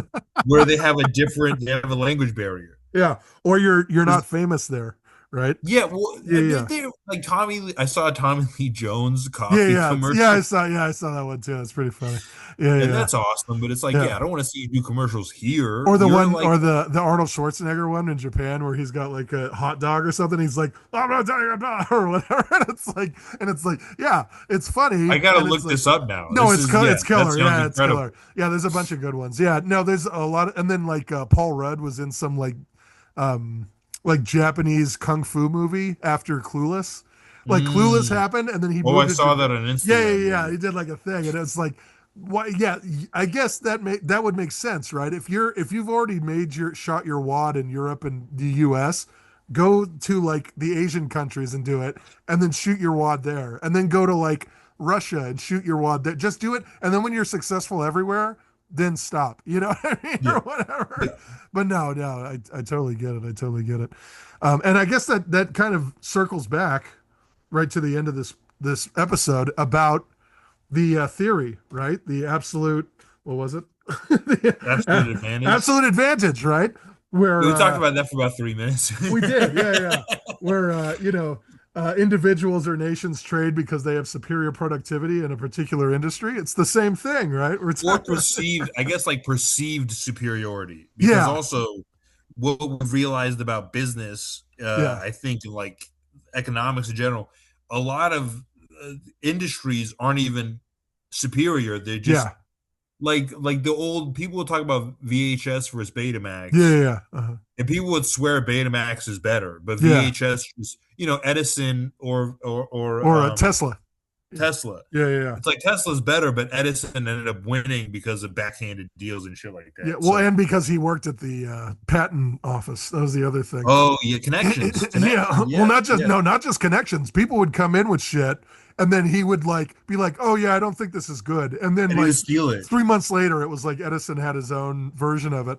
Um, What a but that, piece of well, shit, huh? I'm sure that's how it is now. I'm sure it's like that still to We this could have day. had free energy if it wasn't for that Oh fucking yeah, ass. we could have had free energy if it wasn't for a lot of people, believe me. Yeah. Um, but uh, but no, yeah, exactly. Or then this whole AI bubble thing that's about to pop, Oh, it's hopefully about to pretty soon. blow up, maybe. It's gonna explode, and Yeah. I can't wait for it to happen. Being a teacher, right? Because a lot these students, like I said, I teach English, second And you language, cheat. and well, I'll tell them, I'll be like, write 3 sentences about this picture or this topic or whatever, and they give me like 7 paragraphs in like 5 minutes, and I'm like, yeah, you didn't do this. Like, I'm like, what are you doing? Like, like, Mhm. yeah, but that's funny. Yeah, perceived advantage, I guess. Yeah. But that's, I guess that works with everything, right? A Yeah. perceived advantage. Yeah, and Anyway, if you're able to project that, then I guess you do have some sort of advantage. yeah, you are successful in some way, whether it's in your own head or in the Yeah. perception of everybody else's head, right? Yeah. Uh, anyway, this was fun, Yeah, it's and great. yeah, I miss you. I haven't seen you in a very long time, It's and great. It's great to catch up. yeah, Yeah. always, yeah. But when's your next? Do you want to hawk anything? When's your next show or whatever? What are you doing? I got a podcast Oh, off the do you? rails with Austin Train. I do Oh, with okay. I my didn't even my know that. best friend Brian, Oh, who I know nice. each other since five. We were five. Yeah. He's in a band just in case. Okay. He still performs. He was a part of a band called Playing Without a Pilot Oh, that okay. is on temporary, hiatus. Hiatus. Yeah. But now he's the bassist for Just in Case, and Nice. he has another podcast. But our podcast off the rails. Nice. And let me see if it shows. Man, when are you gonna put this out? This will probably be out on Saturday, so in like a few days. Shit. I'm performing at Margaritaville in downtown San Diego, March the Like 5th. Jimmy Buffett's Margaritaville. Yep, yep. Oh We're wow, doing comedy there now. how'd you get a gig there? Oh, my boy Cash. Oh yeah, Cash runs a lot of shows in San Diego. Cash comedy. nice, Yeah, yeah. nice So Margaritaville, he man. just started doing Margaritaville downtown. He has a number of venues. He Yeah, does Pally Wine Co. on yeah. Wednesdays. He does BNS Brewery and Okay, Distillery in East County on Tuesdays, which is a great nice, show too. nice, Yeah, but he's starting one over in Margaritaville. So I'll be performing there March 5th. nice. And then follow me on Instagram and shit. I Yeah. post about upcoming shows all the time. Do you do mic drop at all ever, or do you I do not? mic drop from Do time to you? time. Do you? Yeah. I perform there. It's a trip, because it's like a real comedy club now, Yeah. as Yeah. opposed to like a Greek restaurant. When we were there, yeah, Yeah, yeah, yeah, yeah. yeah, yeah. There were like, But it's there a were, great club. yeah, Yeah, it's a great there was club. like Euro stuff walking as we were performing. I remember Oh, sure. that. Yeah, yeah, that was fun. All right, man. Yeah, no, that's great. And again, like I said earlier, I'm glad you're still grinding along, and I hope that you get your um, either Netflix or Tubi special at some point. Yeah, probably too. Tubi, Austin, Tubi with Austin. That'll be the thing. Yeah, yeah. All right, man. Well, I will Thanks for see having you. me, man. Yeah, I'll see you later, and we'll talk soon. All right. All All right. right.